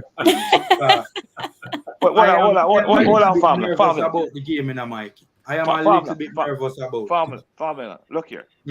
They have about 12 college kids on their team. But we have about Mikey, 3 or 4. American college we are talking about, Mikey. Listen, college system, and it's not a joke level, Mikey. Listen, for women's football, I know, but believe me, the college team is nothing like any of the club teams or the national team. Yeah, but they have quite a number of players who play in established leagues in Europe as well. it's at Mikey. I'm not look. They're an inferior team to us, you know. Everybody and their mother agree on that, right? The issue is that this particular team is good enough, right? That on a bad day, for if they catch up on a bad day, Okay. the ball might not bounce in our direction. They are good enough to capitalize on a bad day for us, and that is what I fear. Well, let's hope it over Italy Day. Exactly. Yeah. I think you guys are disrespecting North Macedonia. You know, there's a reason why they qualified for the playoffs. They didn't, right? You have to qualify to play the playoff round to get to the World Cup. So they qualified right in the previous round to get to this level. And they only got beaten, what, 3-1 by Portugal, and they had a chance to come back in the game. So yeah. But it's Italy we're talking about, you know. So that exactly, I know. So give North Macedonia some credit. That's why. No, but Italy should have gone through. We agree. Georgina missed a bunch of penalties in the earlier round. So. All right, so how you guys feeling about Cayman Islands? Because we seem to be just brushing aside Cayman Islands, jumping the gun, and going straight to the Dominica Republic. How you guys feeling about Cayman Islands? Go on, farmer. Go on. Why me? Why me? So I'll go then. I'll go. Look, I expect us to do better in this round than we did in the last round. I expect that the players had some familiarity now with each other. The coach now is going to have his imprint on the team more, even though training sessions are still not what they need to be. And I think they're going to need more camaraderie, more cohesiveness, and hopefully that's exhibited and demonstrated in the field of play. So I'm more optimistic about this round. Well, I was very optimistic about the previous round, but based on the fact that the players now know what's expected, they know what the goal is and what they have to achieve, it's much more clear in this round because you only have 2 games to get it done. I expect them to do well against Cayman Islands. And as you said, Cayman Islands only beat Grenada by 2. They also only got beaten by 4 and I say only 4 by Dominica because Dominica gave Grenada 9. But I expect us to beat them. The question is, what will the scoreline be? That's more the question. I'm gonna get into the score line. I'll actually allow Formula and Mikey to chime in on how they think tomorrow's game, or more so I should be asking you about your feelings towards tomorrow's game. I think that DR is going to beat Bermuda. 2-1. No, Jamaica and the Jamaica game. Oh, you mean the Jamaica and Cayman Islands. Oh, tomorrow. Oh, Her tomorrow, Mikey. Her tomorrow. Remember, her tomorrow. I keep forgetting. I'm so sorry, guys. I'm already into Friday. Okay, Yeah, it's like 1 a.m. in the morning. I think Jamaica. When she said it, I was wondering if 4+. Friday already. And 4+. I'm not going to say 4. I could go as much as 8, but 4+. That's my answer. 4+ goals in that game against Cayman Islands. That's what you're going for? Yes. No, that's what I feel they're going to win by. Okay. That's just my feeling. Formula, how you feeling? I think I'll take a 4-0.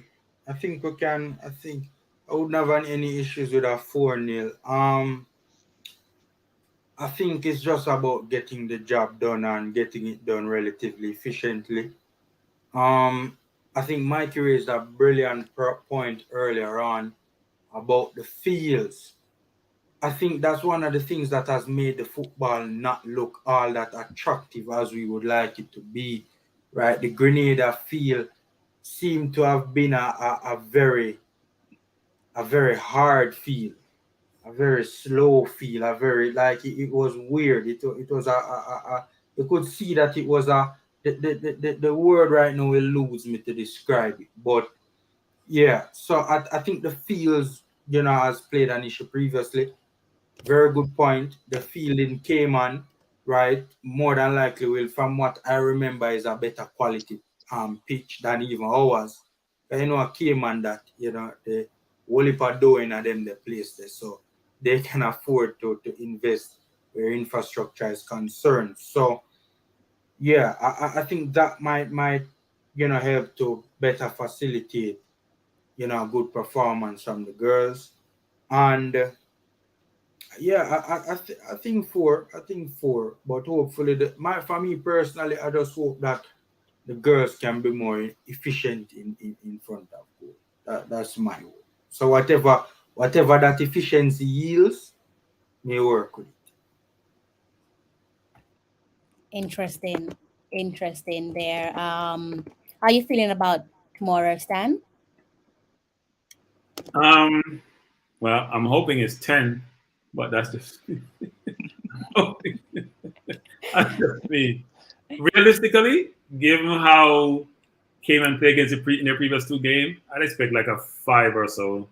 We're better team this time around. As formula says, we take our chances.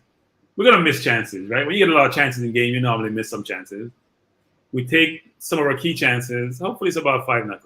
But I'm hoping for 10, but I expect 5.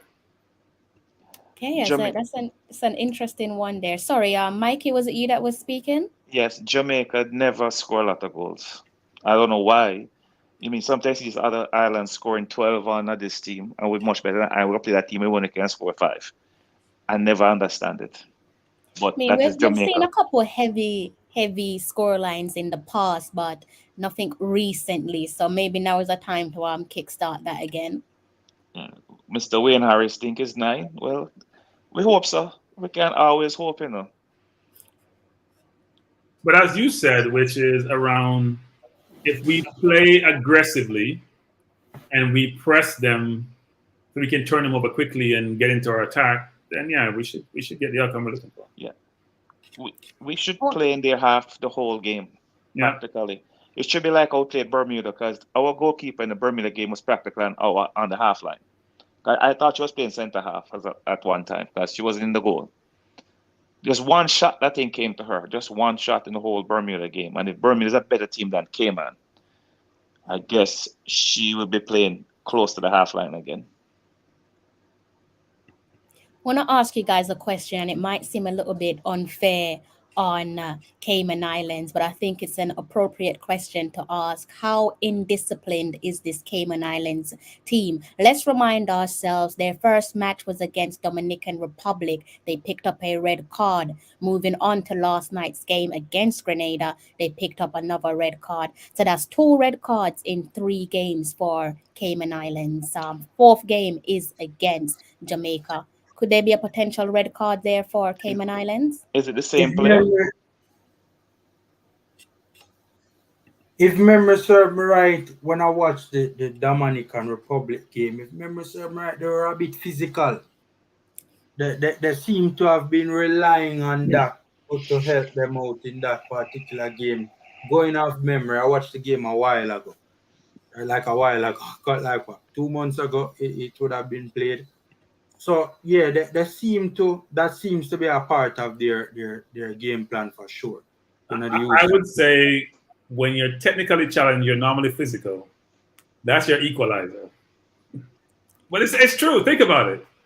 I was thinking more along the line, and I'm hoping our girls don't do this, because last night was complete heads gone. The players are literally going at it. As in physically going at it. I don't want to see Jamaica do that. But if you're talking about being a little bit crafty, being that they are young, and you can say maybe young and naive, I could, brushing on what Kroenke has said, if you rough them up a bit, they might react to that, and they might find themselves 10 players down to 10 players. I'm not saying I want to see them have a red card, but if anyone's going to have a red card, surely let it be Cayman Islands. And not Bonisha. Exactly. I mean, if we are up by 5 at the end of the half, Bonnie's sitting on my bench for the second half because she was on a yellow card. Reach Mikey. Reach Mikey if I want player we need in another. Yeah, because if Mr. Blaine keep her on the field and she get a next yellow card. Madness that. Because when you're winning 5-0, there's no way Cayman can score 5-0 on any 11 Jamaica pick. 5 goals in the second half. So therefore, you need to take her off the field and sit her down. The question is, does the player want to come off the field? the coach run the thing. No man, coach have to put on him. Yeah, I tell you, no matter if you're a some teams, superstar. a player's statute determines their player or not. Let me. No, but you I have a yellow didn't hear card. you just Or then. that would be a weak coach then, Kroenke. Stan, ask that question again. I didn't hear you. Ask it again. I for me, says please. because he was saying that Buddy and Formula were saying that they would, as a coach, take the player off the field, and I said sometimes a player wants to stay on the field. Okay. And if a player has a certain stature, that player sometimes can convince the coach to let him stay on the field. And Formula is saying, well, inferring that, well, the coach doesn't have his stamp of authority. Formula, that happens in a lot of teams. You think Mbappe, if he wants to stay on, is going to get pulled out? If he's on a yellow card. But he still gets He doesn't pulled want to come out. off the field. But he still gets pulled out. That's the point. But I don't think Bunny don't strike me as that type of an individual, though. No, but sometimes you play football, you travel 9,000, how much thousand miles you want to play? Yeah, but she strikes me as the type of person that is a leader and would do what's in the best interest of the team. She doesn't strike me as being egotistical to that level where she knows the reason for the substitution is in the best interest of the nation and she doesn't strike me as that individual. Yeah, because the more important game is the game that's going to be played on Tuesday. Yeah. Look, I don't disagree with that, but I want to pad my stats. Every chance I get to pad my stats, I'm padding my stats. I mean, anybody else in life, I'm gonna pad my stats. Kroenke, I think if you're on the field, maybe you'd have two cheer at the coach and take you out. I like to play, right? I see that. Bunny does not strike me as the type of person that would go about undermining the coaching. I don't think it's undermining Formula. I think you just want to play. It's not undermining anyone. As a forward, most forwards don't think they're going to get a yellow card, As a defender, yes. But that's the thing. I mean, that's a good point, Kroenke. Yeah. It's a fair point, but we also have to remember that Bunny, like what Formula said, I don't think Bunny is that type of player that would not take instructions. If your coach is asking you to come off the field and it's for your best interest, especially if we're like 5-0 up, I do see her taking orders and coming off the field. Also, we have to remind ourselves that Bunny is the skipper. She's the captain. So she's the person that's supposed to be the leader. If she then turns around and says to Vin Blaine, the gaffer, I'm not coming off, or shrugs her shoulders, then what message does that send? Crystal, that's never the way you do it, Crystal. That's never the way you do it. Guys, I'll be right back. You said, coach, give me 5 more minutes. And that's even with that, you can have somebody who is essentially her junior. You could have someone like Jody Brown who then turns around and says, "Give me 5 minutes." Tiffany Cameron can turn around and say, "Give me 5 minutes." Crystal, they don't. Crystal, we're confusing stature and teams. I'm telling you. No, I agree. I agree with Formula. I see Kroenke's point, I see Kroenke's point, But I see his point, but I don't think Bunny is that type of player. And also for me, that then has a knock-on effect, because what happens when you're taking off somebody like, for example, the Swaby sisters? Do you expect them to turn around and then say, "Give me 5 minutes," because you gave Bunny 5 minutes? If the coach don't comply to that, what that means is you have favoritism, regardless of Bunny's wearing the captain's armband. I want to Crystal, you're making me laugh. No, but it's true. Formula spent the game once, and the coach, like him, said, "Formula." And Formula looked at another player and said, "Coach, I call you." No, but given the context that the question was framed in, as in we want to protect Bunny for the dominant. I agree. I'm not disputing that. I'm saying sometimes a player want to play. I'm not what you guys are saying. I want to ask Crystal a question. Yeah, go for it. She would be more versed on this particular, issue. Is it fair to say that in the women's game, from the outside looking in, for me personally, there doesn't seem to be as much ego from female players as there are male players? I don't know if it's a gender thing. I don't know what it is. But is that a fair assessment or a fair take?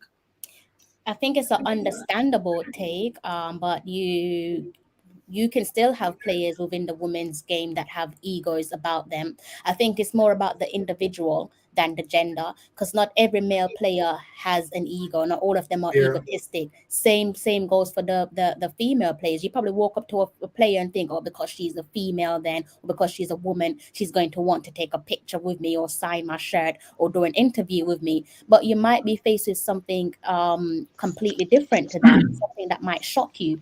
And you might say, well, you know, who does she think she is? She's got an ego about her. But for me, it always comes down to the individual.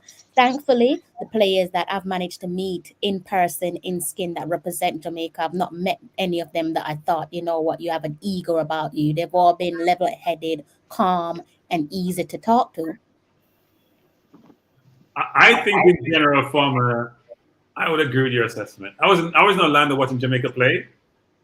And if you listen enough on the feed of some of the players and what they say, now I haven't been to many women games, but I've been to women game. I think the men are much more aggressive in terms of how they engage.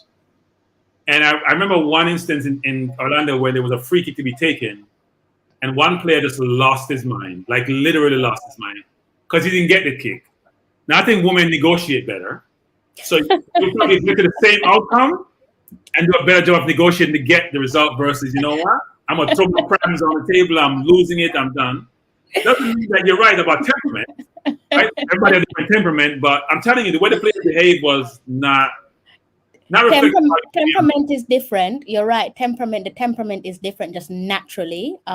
Even off the field of play where men and women are concerned, but equally, I've seen games where women are pulling each other's hair and they're stepping on each other's ankles and they get physical. So the physicality is there in the women's game. I'm guessing it depends on what's at stake. More importantly, it comes down to the individual. You're either cool, calm, and collective, or you're an absolute nutcase. That's what it is. You get that with both sets of gender, both men and women. That's true. But yeah, I definitely get where you and Formula are coming from. But I see glimpses of it in the women's game. But I think the women's game is much calmer than the men's game for sure. But the ego is still going to be there. I'm sure you've probably, I don't know if you've had female bosses, but you have some female bosses that are better than male bosses, and you have some male bosses that are better than female bosses. It's just the individual that we're dealing with. Yeah, I've had a couple of female bosses. Were they pleasant? One was. The other one was challenging. Let's put it that way. Yeah, There you go. I've seen that. To be fair, I've seen some women in power that, you know, as Kroenke said, you know, they were challenging.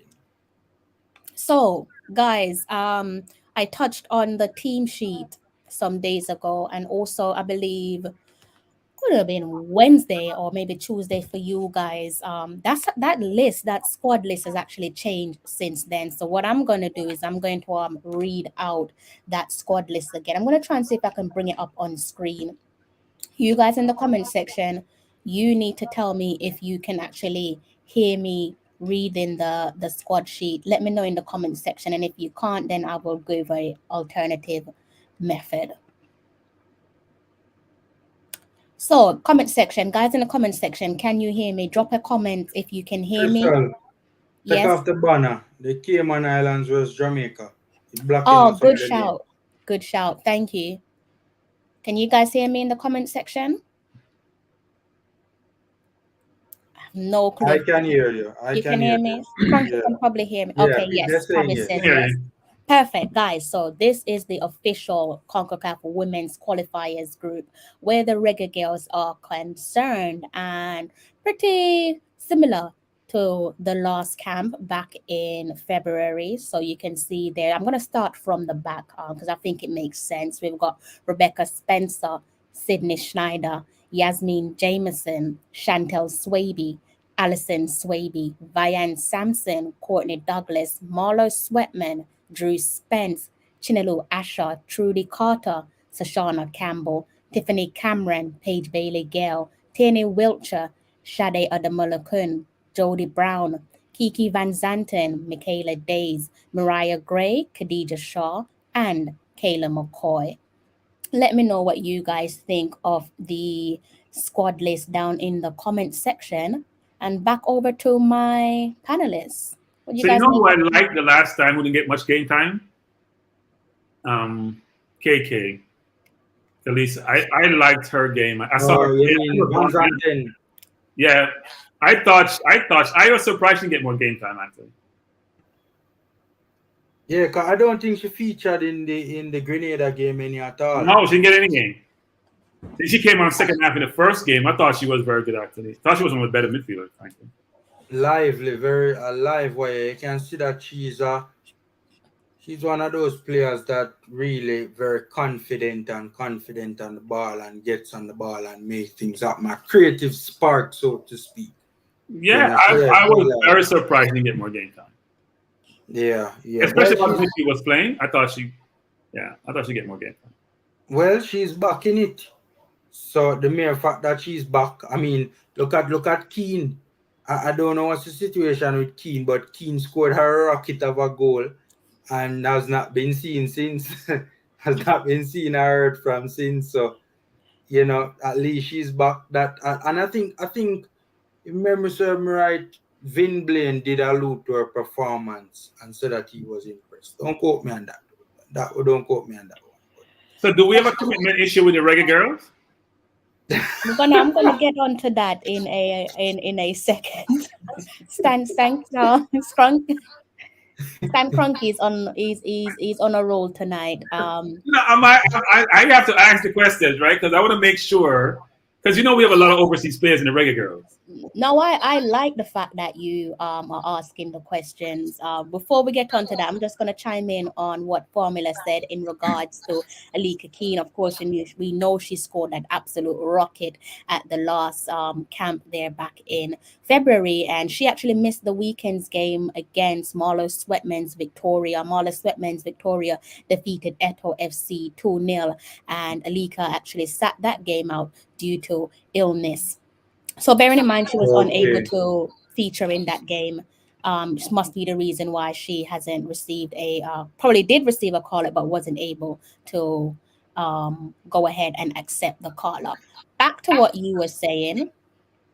In terms of, do we have a recruitment issue? I don't think we have a recruitment issue where the women's team is concerned.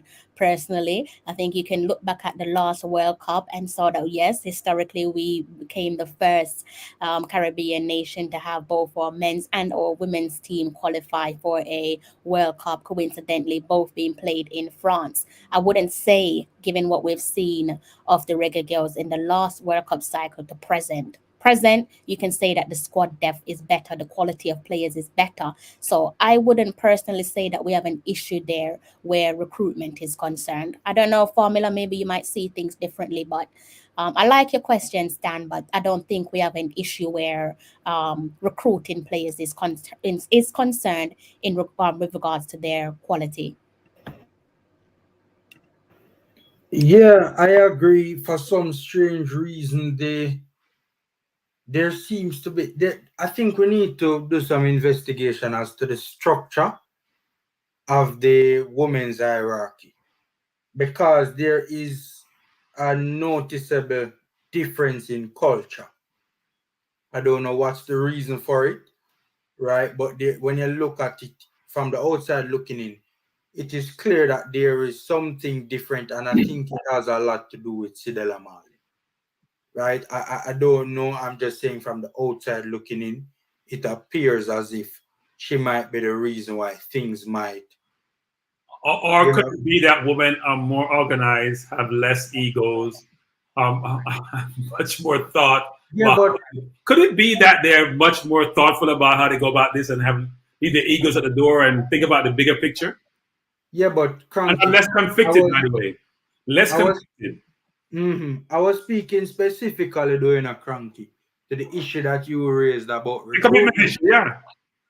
Right. So there, women being more organized in terms of from a player standpoint. No, from the hierarchy, from how the administration operates. Then that's what I want to know, though, is from my understanding of it, I think there might be some different kind of individuals that are in the hierarchy on the women's side of things that are not on that are specifically dealing with women, right? Don't quote me on that, but I'm pretty sure I would have seen that from a credible source, right? But with that being said, though, we really and truly have to do some digging because there is something different without the women's program. I think the obvious two standout difference with the women's team, quite similar to what you've touched on there, is they obviously have the backing of the Bob Marley Foundation. They also have the backing of the Reggae Girls Foundation as well. So they have two pillars there in their corners who will not settle for complacency. Unlike when you look over across the pond where their male counterparts is concerned, they have neither pillars. So complacency can pretty much just run freely. Over in the women's camp, they have a standard. The standard is quite high, and you gear that standard up. You align the standard with the quality of players that you have. So I think that is one of the reasons why things run smoothly over on the women's camp. But they still have similar struggles to the men's team, or as I like to say it, they have more issues. Not issues within the camp itself. We look at the men's team and we know about the internal affairs. Those same internal affairs that trickles down from the federation, those internal affairs hang over the women's team. It's just that the women's team deal with it better than their male counterparts, because it's not as if they're operating under a different umbrella. They're operating under the same umbrella, and that umbrella is the Jamaica Football Federation. So the moral of Crystal's story is that women handle adversity better than men. That is the moral of Crystal's story. I thought the moral was women leave their ego at the door and work as a collective to achieve their objectives. Yeah.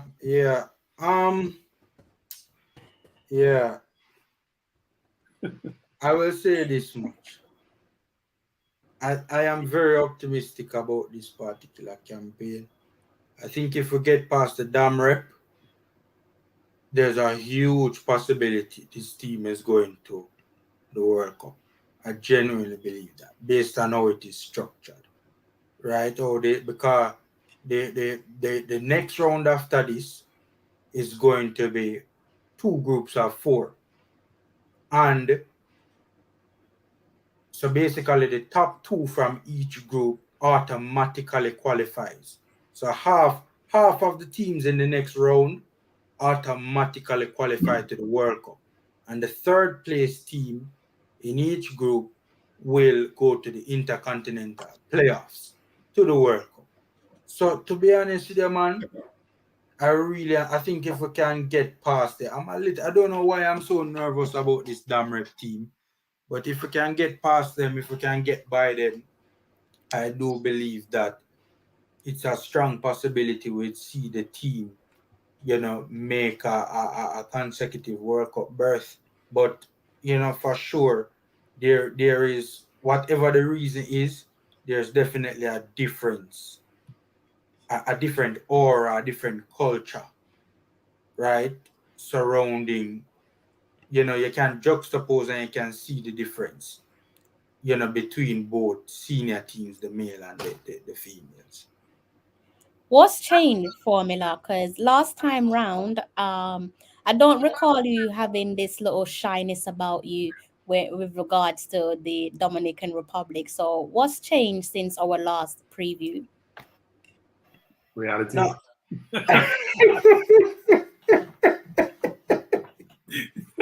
You come to say some things sometimes, man. I was always concerned about them. But I am less concerned about them than I was initially. But I'm still concerned about them. And when you're leading up to an event, when you have a big day coming up, and the closer you get to the event is the more anxious you start to get about it. So I don't know, probably because the game is fast approaching now, and I'm really thinking about it more. I don't know, I'm kind of a little bit nervous about that game there.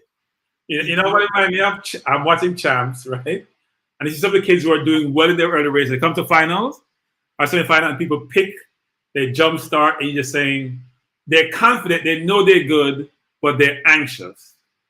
And so when it's far away, you don't feel that pressure. But as the time gets closer, you realize there's a possibility you can actually lose, right? The ball is round, as they say. And even though we think we're a better team, sometimes they say we don't put away our chances. And so when you put it all together, you can say, you know what?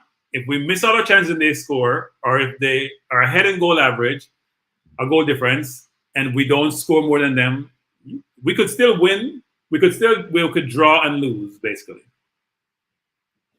Yeah, I think that for me personally, that's what is bothering me. Like this team, you see, like how I believe Damrep caught Grenada on a bad day for Grenada, and that's why it looked so bad. I think that I'm not worried about the likes of a Cayman, or I wasn't worried about Grenada, because even though I know the ball is round and things can happen, right? My thing was that the gulf in class between the teams, those teams, was so big that it would really take a earth-shattering experience to really once in a generation event to really, because the Grenadians and the Bermudans just weren't good enough to capitalize on any bad luck on our part. You mean like how North Macedonia beat Italy? You mean something like that? Anyways, now to the Damrep game, that's what is bothering me. That is what is bothering me. Damrep, while we are a better team, Kroenke and Crystal, this team is good enough that if for whatever reason, like a North Macedonia and a Italy, for whatever reason for an Italy, it just wasn't working out on that particular day, Damrep is good enough to hurt us, man. And it would really hurt me, because I think that once we get past the Damrep test, I think there's a huge possibility we could get to the World Cup. So for us to not even get to that next round, it would, especially when basically half of the teams that make it to the next round are going to the World Cup. And, a quarter of them, basically a quarter after the next round, quarter of the teams who make it to the next round will not get to the World Cup.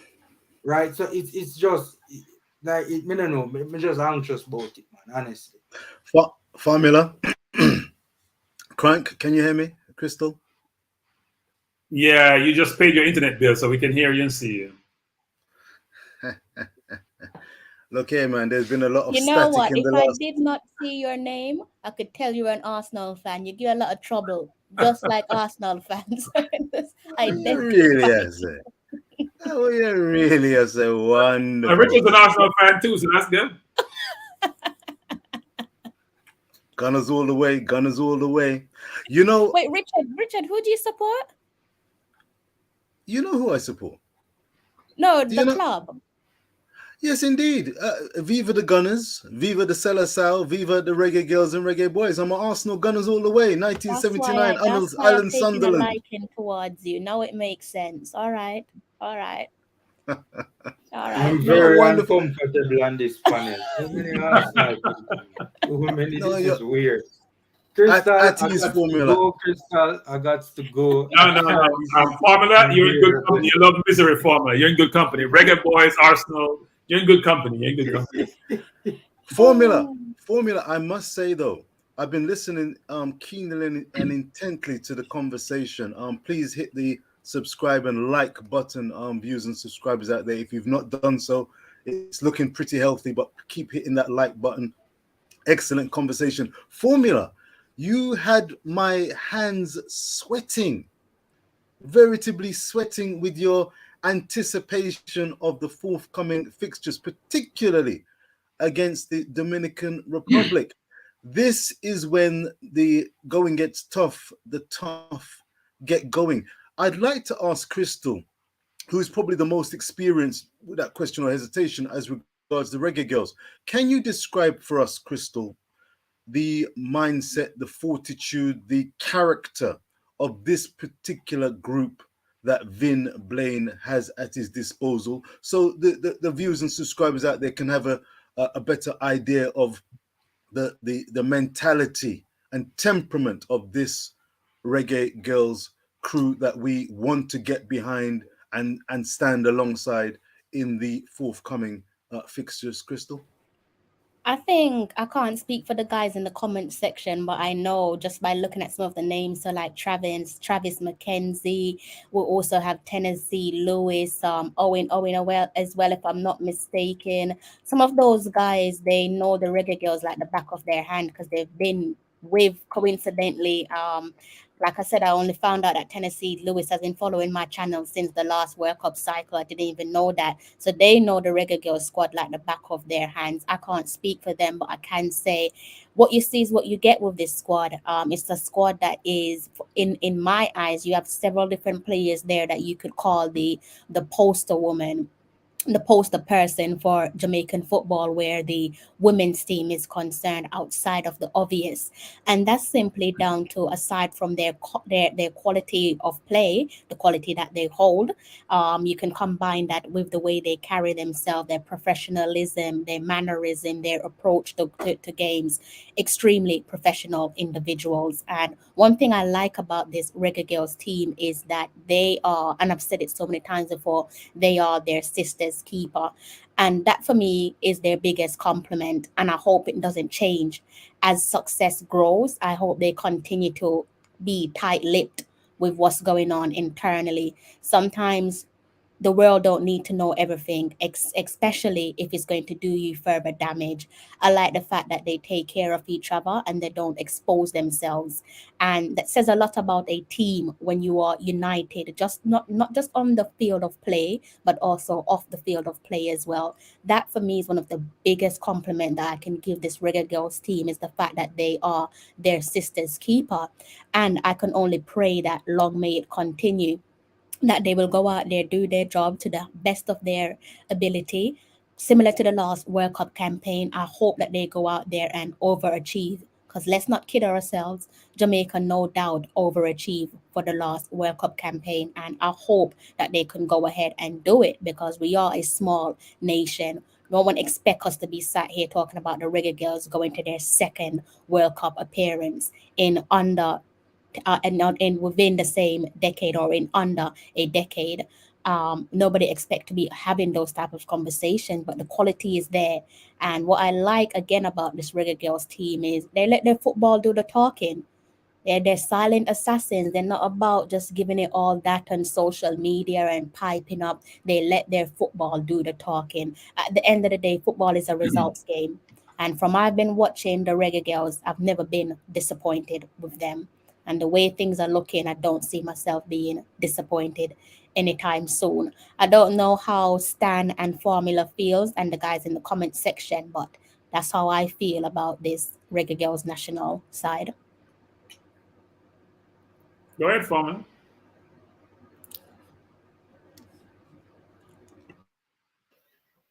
Why you laughing, Stan? Speak. Why you laughing, Stan? You go first, Stan.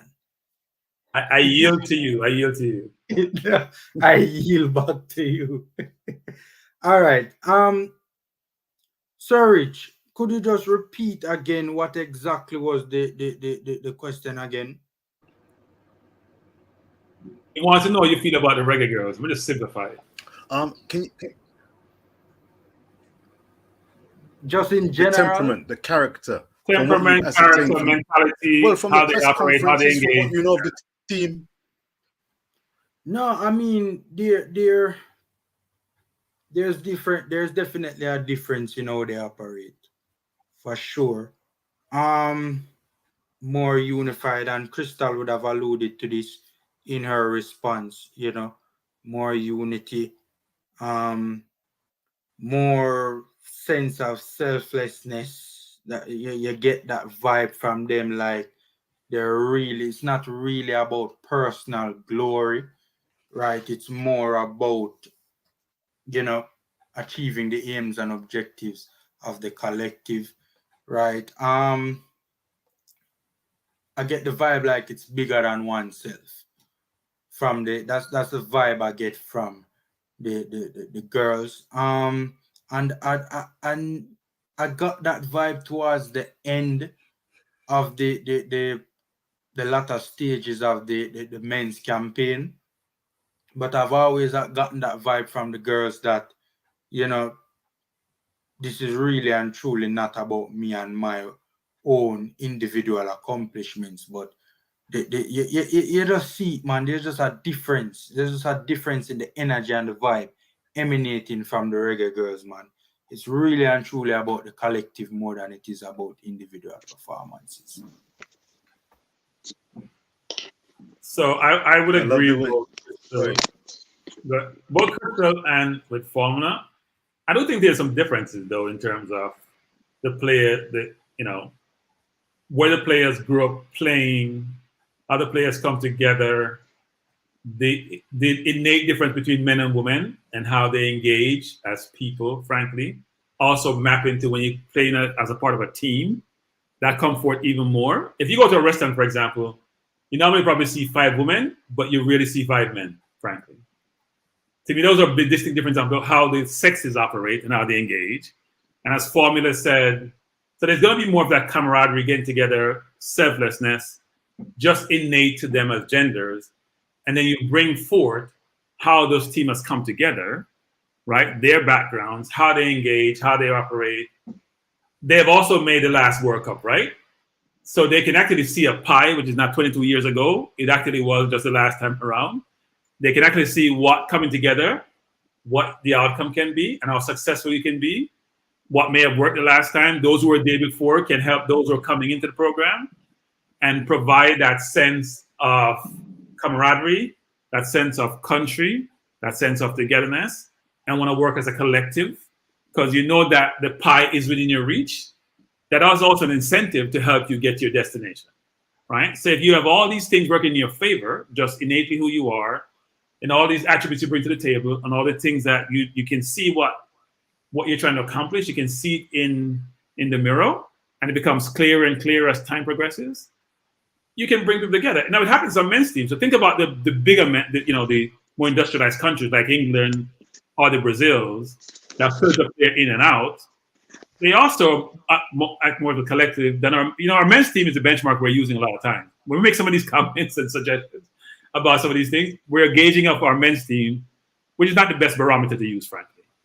But I do think women in general are more nurturing in terms of how they operate. And I think this environment lends itself better to that, actually. So it does help to have some of those innate attributes and couple that with success. And everyone want to be a part of the success. So as we go along and we get closer to the team now getting to the next round, you'll see more fans come along, more sponsors come along. Everybody wants to be associated with success. And that will help as we go on this journey. Well said, Stan. Well said. Mikey, can you hear us, my brother? Yes, man, loud and clear. Give thanks. Can you hear me? Just asking, loud and clear, sir. Loud and clear. We're just asking the panel to give their assessment or their understanding of what the qualities are, the temperament, the characteristics that the reggae girls bring to the party. I could sense through Formula as I'm asking the question and expressing a little nervousness as the game against the Dominican Republic and of course the immediate game against the Cayman Islands gets ever closer, that there seems to be some nerves. My palms have been breaking out in a little bit of sweat in anticipation, but of the positive variety, because this is when the going gets tough, the tough get going. What's your feeling of the temperament of these reggae girls that are in the spotlight currently, sir? I'm going to touch on Formula first. You see, Formula used to the last couple of months of the reggae boys, and it's a hangover from the reggae boys. Why I'm so nervous? Yes. Oh, God. So therefore, this is the reggae girls. The reggae girls is one team and not 3. That's number 1. I'm going to punch where punch where people get punched. Reggae boys were 3 teams instead of 1. The reggae girls is 1 team, 1 unit, 1 family. You know, you're no bickering. There's no cancer.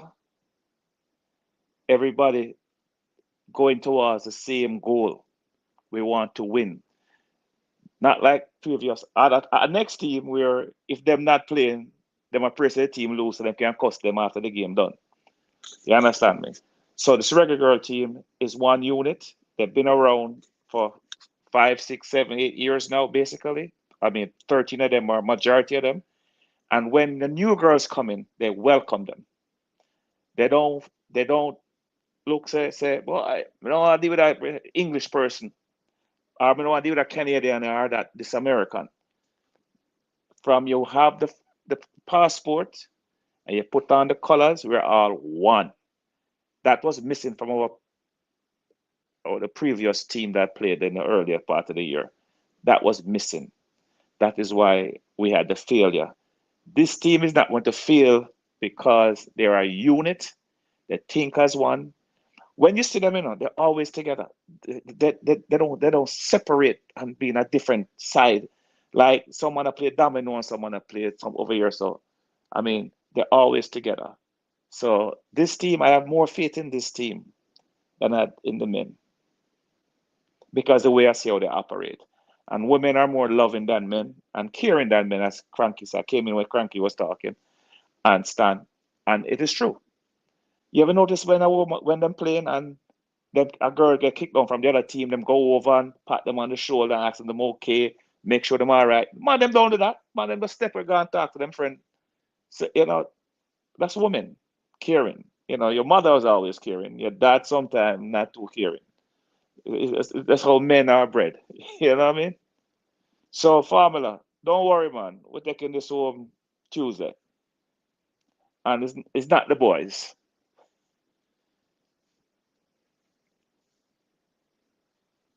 Let me just say something before I forget.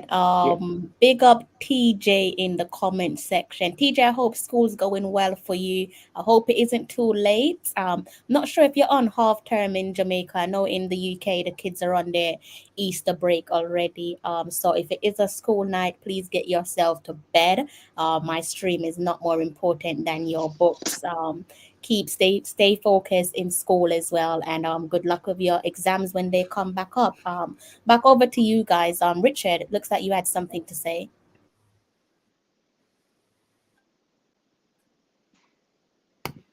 I think Richard credit card got canceled, frozen.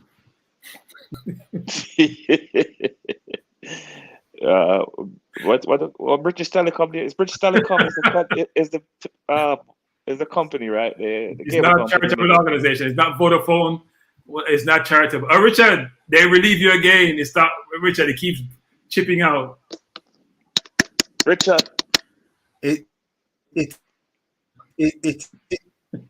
Can you hear me? They say you have to make the minimum payment, Richard. They say you have to make the minimum payment to get service. Richard, them ban everything Russian and England, so stop using the Russian cable company.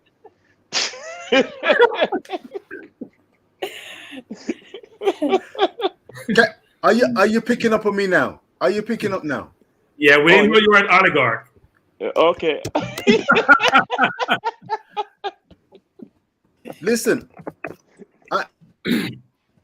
look here. You're coming in and out, Richard. We're not getting you. Please, it's interesting. Richard, do me a favor now. Go buy next time before you come on. Make sure you get some Ukraine cable company. Here, it work better. No, it's not working. Look at them, Bobby told. It's not working. So, I actually can't remember the question that Richard asked. Does anyone remember the question that he asked? Yeah, something about the reggae girls. What's your take on the reggae girls? Yeah. Yeah. In terms of the whole vibe around the reggae girls.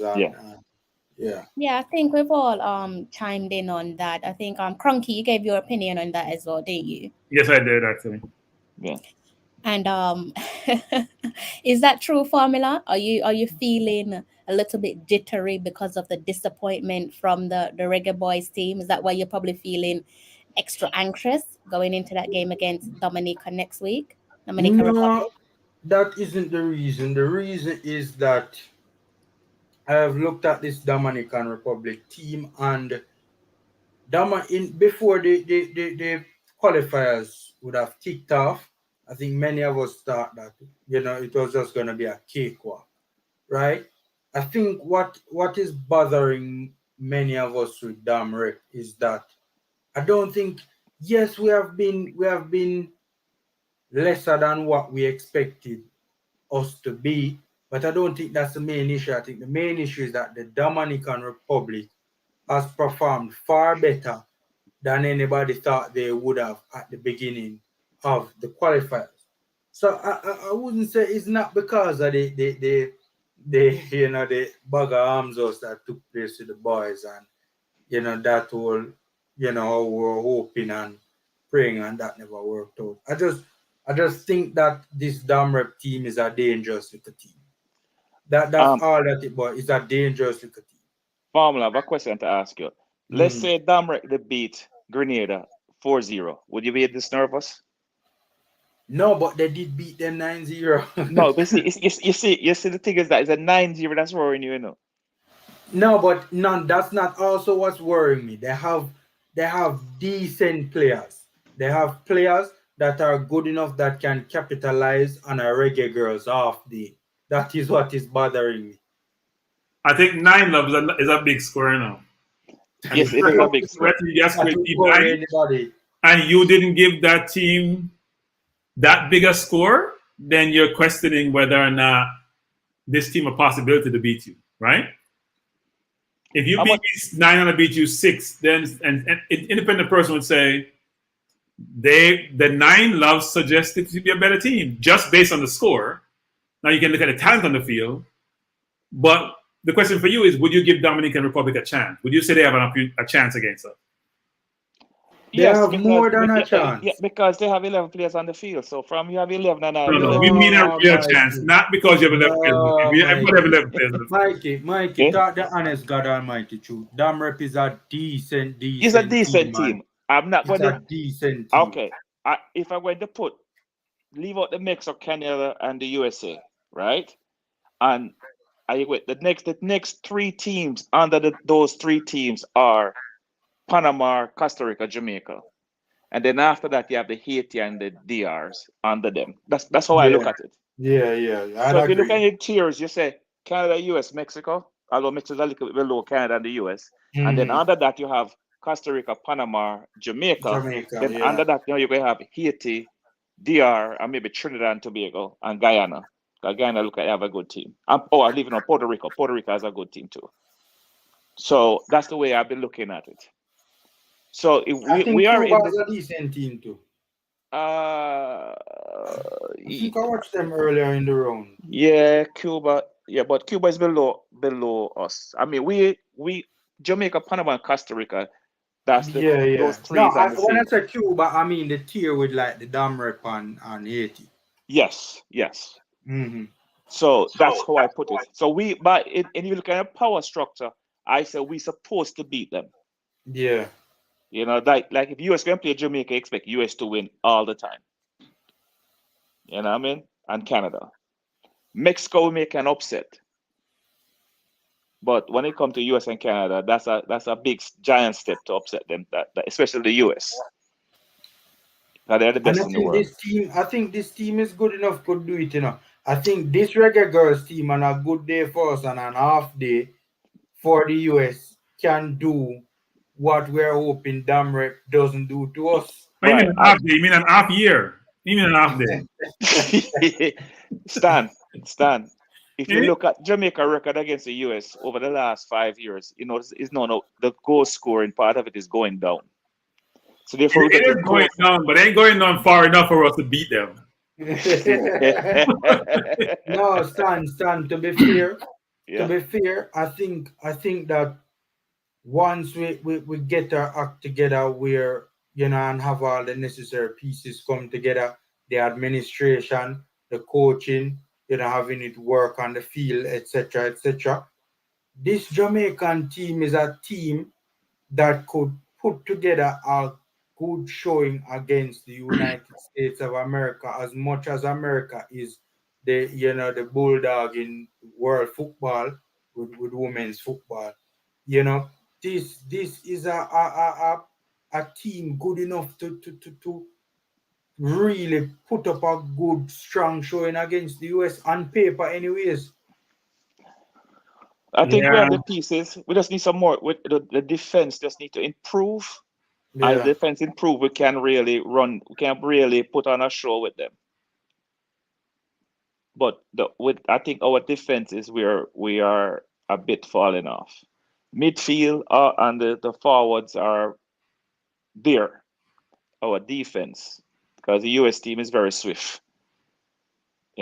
So It's just you just have a lot of players. A lot of yes. players. Like I was telling Crystal and Formula before, I don't think you're on the program, that for we have 6 million people to pick from. They have 330 million. So they have a bigger pool to find their players than we do. Well, I think it's more than that, right? They're like, unlike other sports in the US, for women, football has taken off, right? Taken off Yes. real early, and they're world power in football. So it's one thing to be, I have a lot of people playing like the men's team does for the US. It's another team to have a very structured, well-funded sport, and where kids are encouraged to play because they've had historical success, and that success helped to propel them. We haven't necessarily had that, so we're coming into that. So, And when I came to America first, maybe like you, Stan, what I didn't like was that you could make unlimited substitution. You could come off, take a rest, and come back on the field, and that's what has helped your sport. So every kid, whether get a shot, if you're a team of 20 players, every kid get to go on the field for at least 10 minutes. yeah. Because you can take out someone and put them back in. I think maybe at our kid level in Jamaica, we should do that.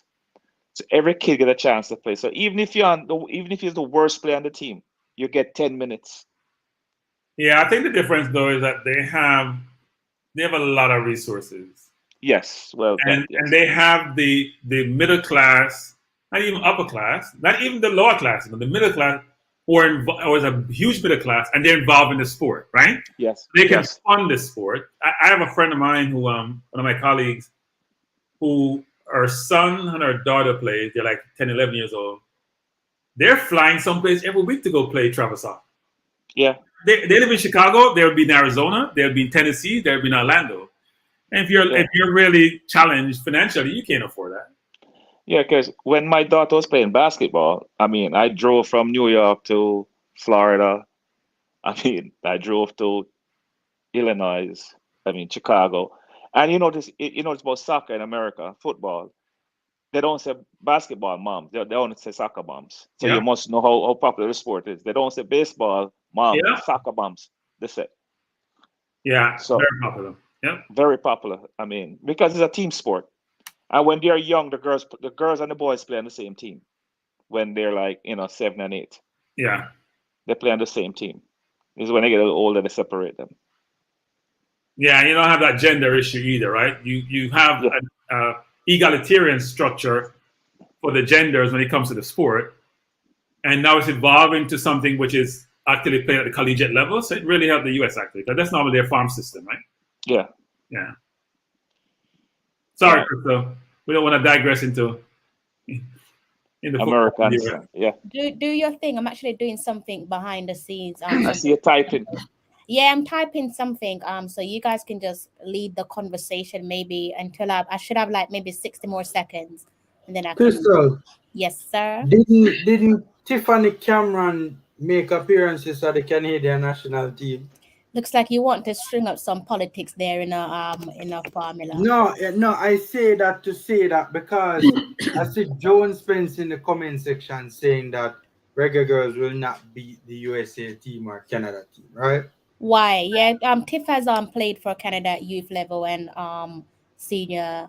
At senior level too, she has received caps for the Canadian senior team. No. What was the question? Now I was asking if she had played games for the Canada team. Oh, okay, yeah, she's played for Canada. And I don't remember what other there are other players. Spence played for England. Yes, that's what exactly. There are players in this team that represented the likes of England, Canada, and the US, both at youth level and international level. What's her name? Van Zanten. She played for the US. Van Zanten played for the US under 20 team, I think. Exactly. Now, Van Zanten she's quality. I'm telling you, when I watched the game, that was a player that stood out to me, even with all the players. That's what I'm telling everybody. That's my player. She's a quality, yeah. I think she need to get a run. Yeah. I said it. I said on the last program. I watched her in college for Notre Dame, and boy, she can play. Yeah, no. But the moral of my story is that there are players on our team that could literally make, and that has literally made the senior teams and could make the senior teams for some of the biggest countries in the world, like a US, like a Canada. So, it's really untrue. What I'm trying to say is that the quality of the team that we have right now is not up for debate. Tiffany Cameron literally played games for Canada. Canada is one of the top teams in women's football. But formula, sometimes it's the quantity of that quality that differentiates you, right? So if you think about, go ahead. No, but what I'm saying is that the mere fact that she would have played games for Canada at the youth level and the senior level suggests that the disparity in quality between a player like herself and players on the Canadian national team is not that great. One can make that judgment. Not sure if you're right or wrong, but what I'll say is this: how many of those players do you have? How many Shaws do you have? How many of those players do you have compared to the opposition? That's what differentiates you. You may have 3 and 4, and they have 10. We are. So players like Shaw, top quality. Players like McCoy, top quality. Players like Cameron, Spence. top quality. Chinyelu, Asha, top quality. Right? We have quite, Chantel Swebe, Alison Swebe, right? I know enough about Formula. Did Mikey just say that Canada, the USA, and Mexico are above us, right? No, I agree. Those. No. Let me finish. I'm making a point. And then he had us behind, for Christ's sake, Costa Rica and Panama. So you're saying there are 5 teams ahead of us? No, Kroenke. I said we're at the same level. Okay, on the same level. So we are behind 3 teams, right? And we're not above 2 teams. No, but Kroenke, we might be on the same level as Costa Rica and Panama right now. We might be seen on that same level because this generation has not been given time to properly flourish. Fair point. I think if this generation maximizes its full potential, right, we will be toe-to-toe with a Mexico, or probably even better. Yeah, I'm surprised Mexico is where they are, frankly. Even though they play a lot of football in Mexico, just given the contract of this, I'm surprised that they are ahead of us, given the players we have to draw from locally and overseas. I have a question for your Formula and Kroenke. When we get to the next round, would you want to be in Mexico's group? Like, USA and Canada going to be in 2 separate groups, and then you're going, let's say you have a Mexico, and then you have a Jamaica, and you have somebody else. So let me say this. I don't want to be in Canada and the US group. No, you have to be in one of them. No, I know, but by default, that's where I end up, right? No, but that's where I end up. Right. So therefore, I say, because you have to be in one of them group, I don't want to be in the group of Mexico. Because you play in Mexico at Azteca, you're playing against 12 people right there, or 13. Yeah, but Mexico, the Azteca is not what it used to be. No, it's the sea level, it's altitude. It's the altitude I'm talking about. Yeah. No, I understand, but I'm saying the Azteca is not what it used to be. It's still a challenge. The mountain shrink? No, in this region, yes. When you used to go to the Azteca, it was an automatic loss. Okay. Right? Yes. It was an automatic loss. That has changed. People are much more professional nowadays. They acclimate better. They train better throughout the year. They can better adapt to that environment. That's true. US, Jamaica, all these teams never get an outcome in Mexico, except for the last 10, 15 years. That's changed. But Kroenke, that's true, but it still does not negate from the fact, that the Azteca is still a very difficult place to go and play. Right? It does not negate. We have all these professional footballers, Formula. Well, consider for the men's too. They should be able to play in any situation. especially against a Mexico team, which don't export a lot of players, right? Right. So I'm sure it was a very comfortable environment for Mohamed Salah and Egypt when they were playing in that game against Senegal, right? So No. the lasers in their eyes did not derail them from the task at hand. Right? When you have allergies, you know where was a very good, comfortable environment, Kroenke? El Salvador, right? When battles were being hurled at the Mexicans, I'm sure that was battles filled with water, you know. Literally, man a position himself to put ball in the back of it, you know. So let's deal with each analogy, the formula. You know, the continuity talk is not going to change. Let's deal with what you just said, right? You said Senegal versus Egypt. They lost the first leg 1-0, right? Playing away in Egypt. So it suggests that the teams were pretty close in talent. They played in the African Nations Cup, and they also lost to Senegal in the African Nations Cup. So that's not a good comparison. And I agree, playing in a hostile environment can affect you. But when you're 5'10" and somebody's 5'4", you have physical advantage to start out with, right? Use that advantage on the field and don't worry about the elements around you. And if you're as technical as they are, you should be okay. Easier said than done, Kroenke. Easier said than done. When literally an entire country is outside your hotel room, banging on everything where them can find for bang pan, making a ton load of noise that makes it very difficult for you to sleep. All of these little things add up and make it a very difficult environment. I didn't help El Salvador, Honduras in the last World Cup qualifiers for the men's team, did it? It didn't help them, but I'll tell you this much. I'm using your example. I won't say it didn't help them, you know. I won't say it didn't help them because who's to tell that the games would not have been easier in terms of the losses? Who's to tell if the losses would not have been bigger if it wasn't for that hostile, if it wasn't for water bottles being hurled at Gio Reyna at the corner flag, right? Literally, police had to go there with the shields holding up over Gio Reyna when he was taking the corner kick. Right? Gio Reyna is 18 years old. He was 18 and he still wasn't intimidated. No, of course he was. He was there in the depot, like you could see it in his face. He was saying to himself, "What the hell is this?" You could see it. When the ball came to him, he did something with it. There's a difference between when I'm in the field of play versus I'm telling you versus what happened around me. I agree you can be intimidated, but in today's environment, I don't think the players feel like they're gonna get hurt in the middle of the playing field. Yes, when they go to the corners to take a corner or to throw the ball in. But come on, Formula. Kroenke, what's the one-away game we won? Where we won a one-away game? Hold on, Kroenke.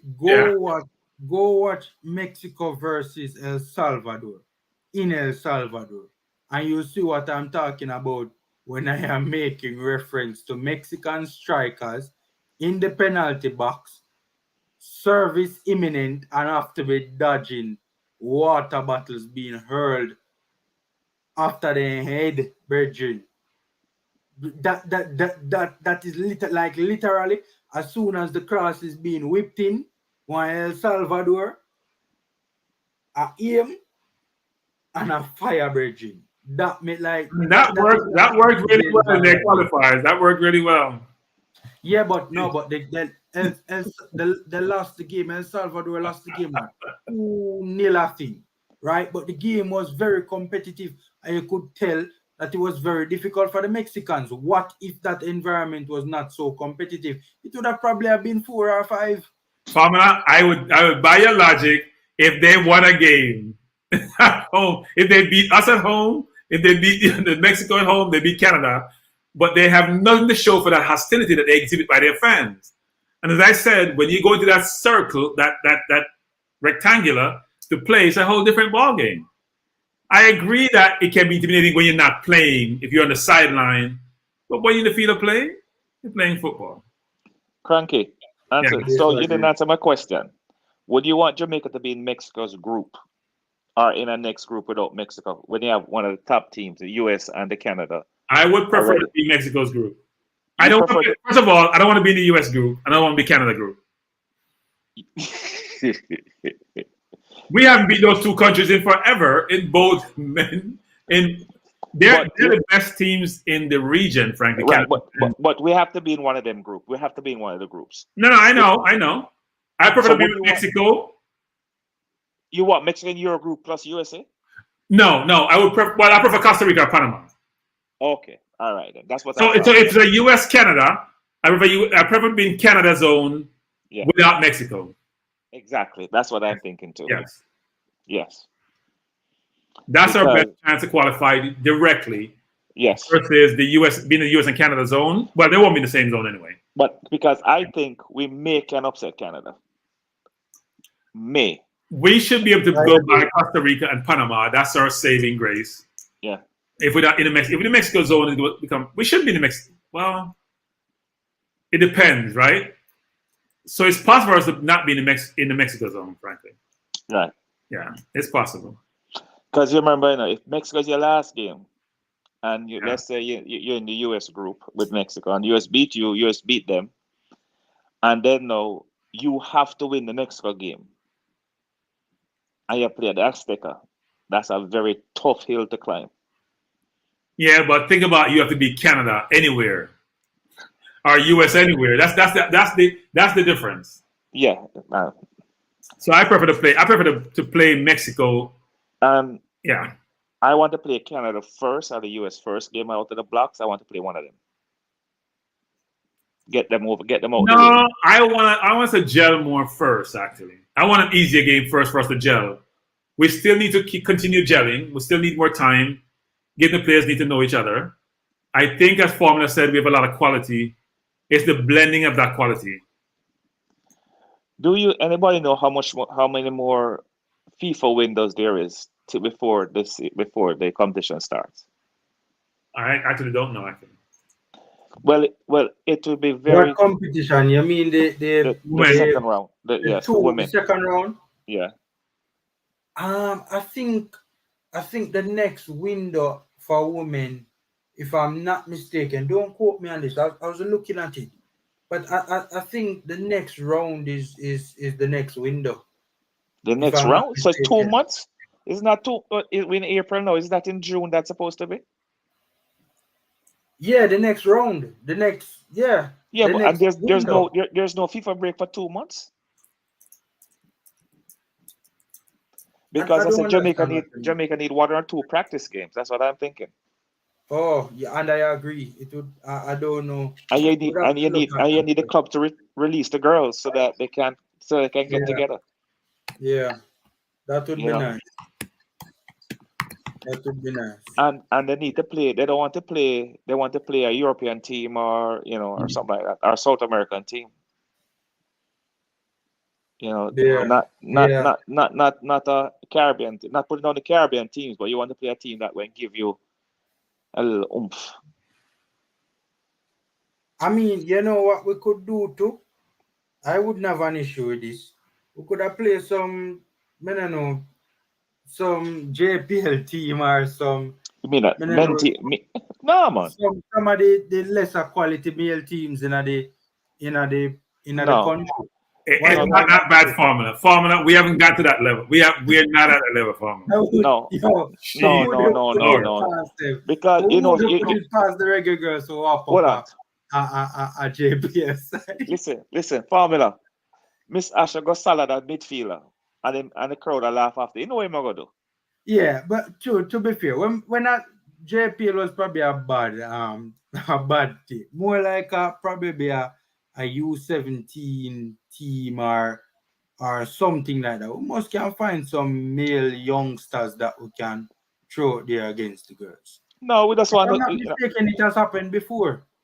Even if we play one of the US club team, one of the US club teams. Yeah, Get the girls in the US. I had to cut, but I have to drop. Mikey, it was good meeting you. Formula, as usual. Crystal, thanks for having me. Really appreciate it. Thank you for blessing us with your time, and I hope this isn't the last time. I've definitely enjoyed speaking with you. Thanks for having me and putting up with me. Now, by the way, next time you don't need to ask. So once you see it in the comment section, or find a way to message me, and I'll just send you the link. So you don't need to ask next time. All right. Thanks, everyone. All right, have a night, lovely man. Take care, evening. Kroenke. Bye-bye. Bye, Kroenke. Yeah.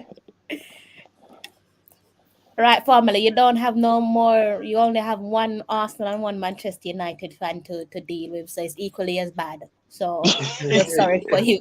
Equally as bad, that's true. Can't stand the United fans worse, dude. No, Thank wait, you. I'm a old timer United fan, but not as bad as a young one then. Yeah, all right. Can live with that. Can live with Yeah, that. man. We haven't even looked at the possible starting 11, guys. Here's one thing I wanted to ask you guys. It's a little bit annoying, and I feel like they're gonna do this tomorrow. I spoke about it. I think me and Mikey and Richard spoke about it, formula, and we were trying to like map out when we think the press conference is gonna be. One thing I don't like is they have a habit of announcing the press conference literally on the same day. What they have to understand is you have journalists from all over the country. Some of us are dedicated to our 9 to 5s. You can't just spring up a press conference on us like that and wonder why the press conferences only have a handful of people. It's not feasible. So, given that they should have landed in Cayman Islands already, I'm guessing the press conference is actually going to be Friday. So what do you guys make of that? Because that's the reason why my preview is late, because I was scheduling it around the same time as the press conference, but looks like we're going to have a press conference tomorrow. I mean, it's Jamaica, you know. We do things kind of strange sometimes. But it's puzzling though, Mikey, because this is the reason why we can't even draft up a starting 11 or even something to do with Drew. Had we had that press conference a day ago, we would have solidified so many stuff and wouldn't have as many question marks. She's in the squad now. Yeah, she's in the squad now, based off their social media feeds. You know, we talk about the starting squad. I mean, I can't drop Jody Brown, so and I want to play McCoy, and I want to play Bailey-Gayle. That's her name. I know you have to play may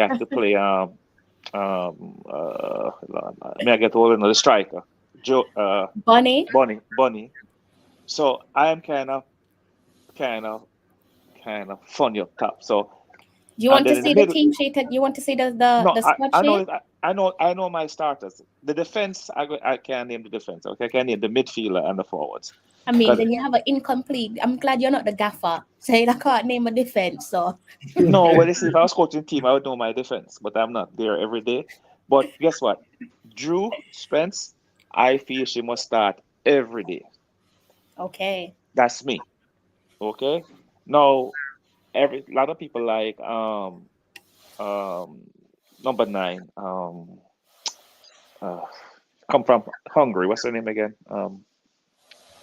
Marla Sweatman. Marla Sweatman, but I think she's a bit on the slower side. I mean, her lacking a little speed. At this level here against Cayman, you can start her, but when we go up against a Canada or the US or the Mexico, I think that's going to be a little problem there. So I want Drew Spence to start every game. Asha has to start every game, as long as they fit. So now, yeah, I want to play a 4-3-3. That's me. And so therefore, I would use Bailey-Gayle, Jody Brown, Bunny in the middle. Then I'm going to use Asha, Drew, and McCoy. That's my team. Now the defense, I'm going to use the sisters. So wait, you're using McCoy in midfield? Yeah, because she looked so good in the last game. Yeah, that's true. But it was against lesser. No, but you see, until she play bad, she starts. Yeah, but I can't be like some coaches. I don't want to call a name that every game we start a new set of midfielders and stuff. No. She look good. But I see a point, you know. But me personally, I would run that risk against a quality team. So I think it's just best to have right now is not the time to be experimenting with possibly how good Kayla McCoy could be as a CDM versus a Damrek. No, but Drew Spence is a CDM. So So McCoy will play a number 10 But even position. all right, A so little behind even the strikers. when I said number 6, I was like, I basically mean as a midfielder, as a deeper. Yeah, she can do it, you know. Yeah, But she should play. She just play right behind Bonnie. she's a forward. Yes, she should play right behind Bonnie. She can play Yeah, but she's midfield. still kind of makeshift. Yeah, but the way she look in the last 2 games. No, she's a technically gifted player. No? There's no doubt about it. Okay.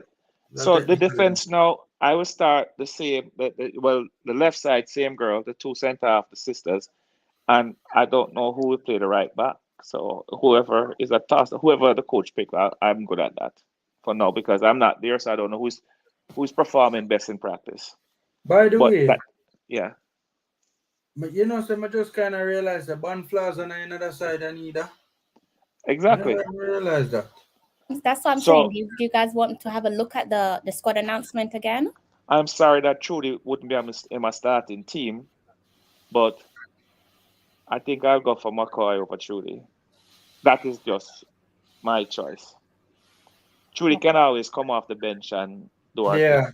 I agree. You know what I mean? So who is in your midfield again, Mikey? McCoy, Asha, and Spence. Okay. And then now we have up top we have Judy Carter. No, Judy, I mean Jody Brown. Cause she's scoring, so I can't drop her. You can't drop Bonnie. And then I have Paige Bailey-Gayle on the right side. So that means you're dropping Tiffany. You're dropping Sade as well. Yes. Because I am starting a team that I would want to start in the next game. So at least them get a game together. So you're dropping Tiffany despite of her goal in the last game? Uh-huh. Say I didn't get you there, Mike. Yes. I'm dropping her. You're dropping her. What's your reason for dropping those 2 players? Something wrong with him audio. Yeah, his audio just. I think he accidentally muted himself. You muted yourself there, Mikey. Or something bigger might be going on. Yeah, because I heard a drop. I don't know if it's his headphones. Maybe it's his headphones that's giving problems, but there was a drop with his audio just then. Okay, I'm gonna wait and see if Mikey could come back. So, Formula, what's your starting 11? Seems like you're gonna do things a little bit different. Do you want that squad list again, by the way? No, man, I have it here, man. I think what I'm going to do is I'm going to bring it up quickly because I think some of the guys in the comment section want to have a look at it. For me personally, I agree with Mikey that the back line is a little bit more tricky to figure out, especially where the fullbacks are concerned. But the forward line for me would be Bonnie, McCoy, and I would go with Jody Brown and bring Bailey off the bench. So the front three would be Bonnie, McCoy, and Jody Brown.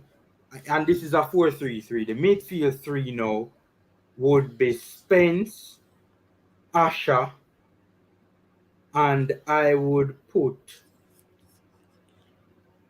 Sade. I would put Sade in the midfield 3 as well. I will put Sade in the midfield 3 as well with Spence and Asha. In the back line now, I would put Tiffany Cameron could have started still, in a front line, I'm not gonna touch the front line. But in the back line now, it would be I'll put back the 2 Swaby sisters. And I'm trying to figure out who would I mean, I would all right put Sashania Campbell at right back, but who would I put at left back?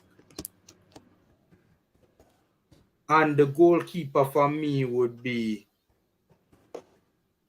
I would give Rebecca Spencer the edge, the Tottenham goalkeeper. But I can't figure out who I would put at left back though. So you know that's my starting 11. Bonnie McCoy and Brown, the midfield three, Asha, Spence and Sade, the two centre backs, the Swaby sisters right back, Sashania Campbell, the goalkeeper Spencer. Don't know who the hell I would put at left back.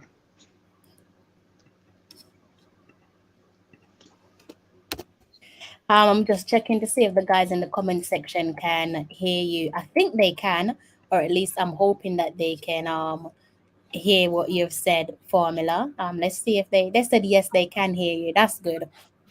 So maybe Wiltshire, you want to put Tierney Wiltshire? All right. I mean, if yeah, all right, cool. Because she's a utility player. Mm-hmm. So Yeah, that's true. you That's could true. experiment with her. Yeah. I mean, that could work. That could work. Are you comfortable with the squad in terms of does it, in your professional opinion, are there still issues with the squad being balanced? I think that's an excellent question. I still think there is work to be done there in our defense. You see how easy it is for you to nail down your front three. I say it's easy, it's still a headache, but it's a good headache. But when it comes to the defense, it's pretty much almost like a no-brainer there. And that's basically because let's not forget we have two key players unavailable for a range of reasons, and those two players would be Den and Konya, two defenders there, two key players for Jamaica at the back. So that's definitely left us in a difficult position. Yeah, that's fair. Is the depth in the back line though? Is it an issue? Because it does appear to me as if the depth is not as strong in the back line as it is in the forward line.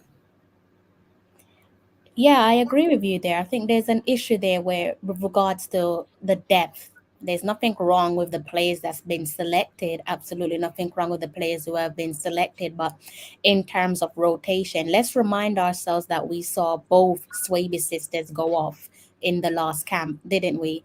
There was a little bit of fear there because we were thinking, is this a long-term injury? Thankfully, neither picked up long-term injuries.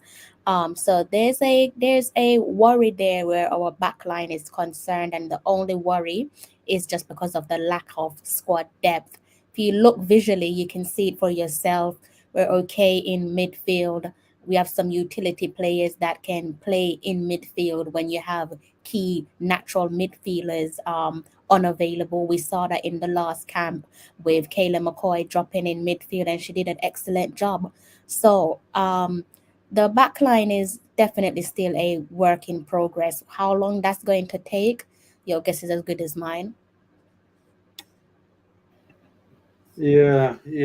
I mean, we still see that this thing can come together, but it does require, some coming together. It does. We seem spoiled for choice. The headache, the juxtaposing the headache between picking the forward line and the back line is like the forward line we seem spoiled for choice. So it's like, okay, which quality player are we going to use? Because when I picked the forward line and I had Shaw, McCoy, and Jody Brown, and then I saw Tiffany Cameron's name further up the list, and I was like, oh hell, I didn't even remember about her. And I said to myself, yo, Tiffany Cameron could have started from a team still. So it's a different kind of headache. But with the back line now, it's like you don't see the personnel. It's not like there's an abundance of personnel and you say, okay, cool. you know, the quality is the issue at hand. I can't make up my mind. Why we can't make up our mind is because we don't see the personnel there that can, that is really and truly that will bring forth quality in that respect in some of those positions in the back line. It's worrying because, like I said, we saw both Swaby sisters go off in the last round in the last two games. Sorry, in the last camp, and obviously we don't want to see a repeat of that, especially with the big game, the blockbuster coming up next week against the Dominican Republic. So um, it's an area, like I said, is one that for me posed the biggest threat, and it's the area that now needs maximum attention.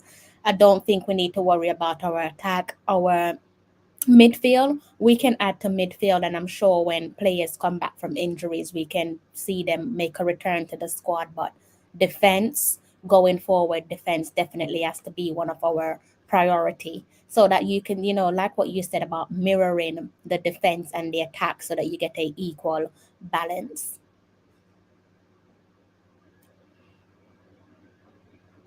Welcome back, Mikey. Yes, you notice I using my cell phone and family seem to always call me. So That's a good thing, Mikey. Some people don't have family to call them.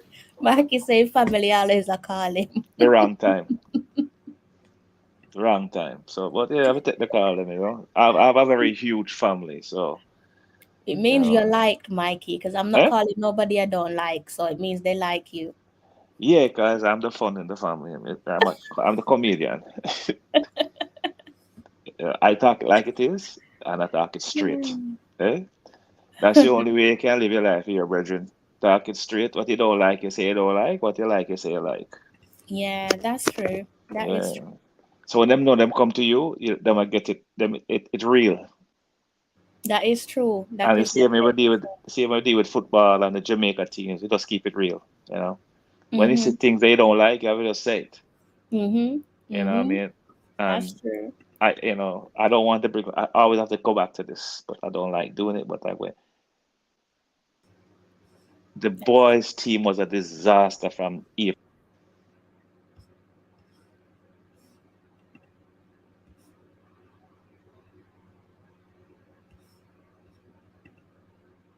What happened to Mikey? Why is he? I think he muted himself.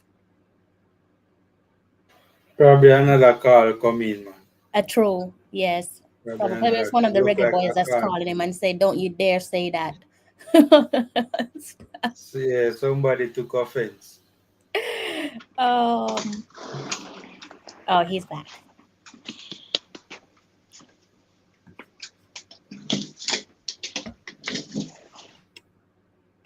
Yes, I'm not gonna know what the 12 midday tomorrow, right? Mikey's busy. We Yeah, let him finish up, people, and then Mikey's he'll be a back. busy man. Mikey's a loved man. That's what he is. What you got there, Mikey? What's the order?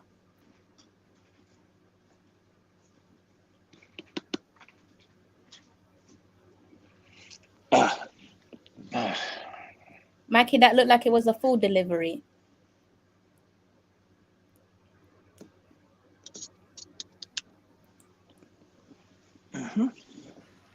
Mikey, we are hearing you, I don't think he's hearing us. I don't think he's hearing us at all. Let me drop it in the chat to see if he can hear us. No, man, we are hearing him, but he's really and truly not hearing us. I don't know what is the issue. Yeah, I don't think he can hear us at all. Yeah, he's gone. He'll come back.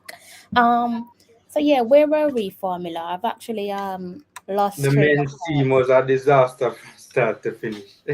Yeah, Mikey was about to hit something there with the men's team. I think you're always going to get that comparison. I don't think no one does it intentionally, but I think people are obviously still disappointed, and some are hurt at the fact that the men's team failed to qualify for the upcoming World Cup. But hopefully the Reggae Girls can rectify things and bring us back some pride all in their hands to see what they can come up with. I think I'm gonna take this one to 3 a.m. my time. So we've got a little under 20 minutes to go, guys. Whilst you're at it, guys, in the comment section, please go ahead. If you haven't done so already, do go ahead and hit the like button. If you're new to the channel, please do go ahead and hit the subscribe button. And also, before we go ahead and give us your starting 11. Let me know, me, Mikey, and Formula. Let us know your starting 11, please. Yes, Mikey, you were saying? You know, I don't remember. Just had somebody call me again. So The men's team was a disaster from start to finish. yes, from April, a disaster from start to finish. It from April last year. This team is not a disaster, and I think any 11 the coach put on the team basically can do the job tomorrow. But we need to have the players that's going to start on Tuesday start tomorrow. So the same starting lineup you have tomorrow you should have on Tuesday. So the girls get a feel of playing. Although there's only one game of playing together, the same 11, unless somebody gets seriously injured. My goalkeeper is the top number goalkeeper because she can distribute the ball beautiful. She'll get the ball out faster than Schneider. Schneider, I mean, I'm sorry, but she's young. She's about 23. She have 2 more World Cup because I feel Jamaica is going to be a regular team to the World Cup. They're on the female side. We're going to be a regular.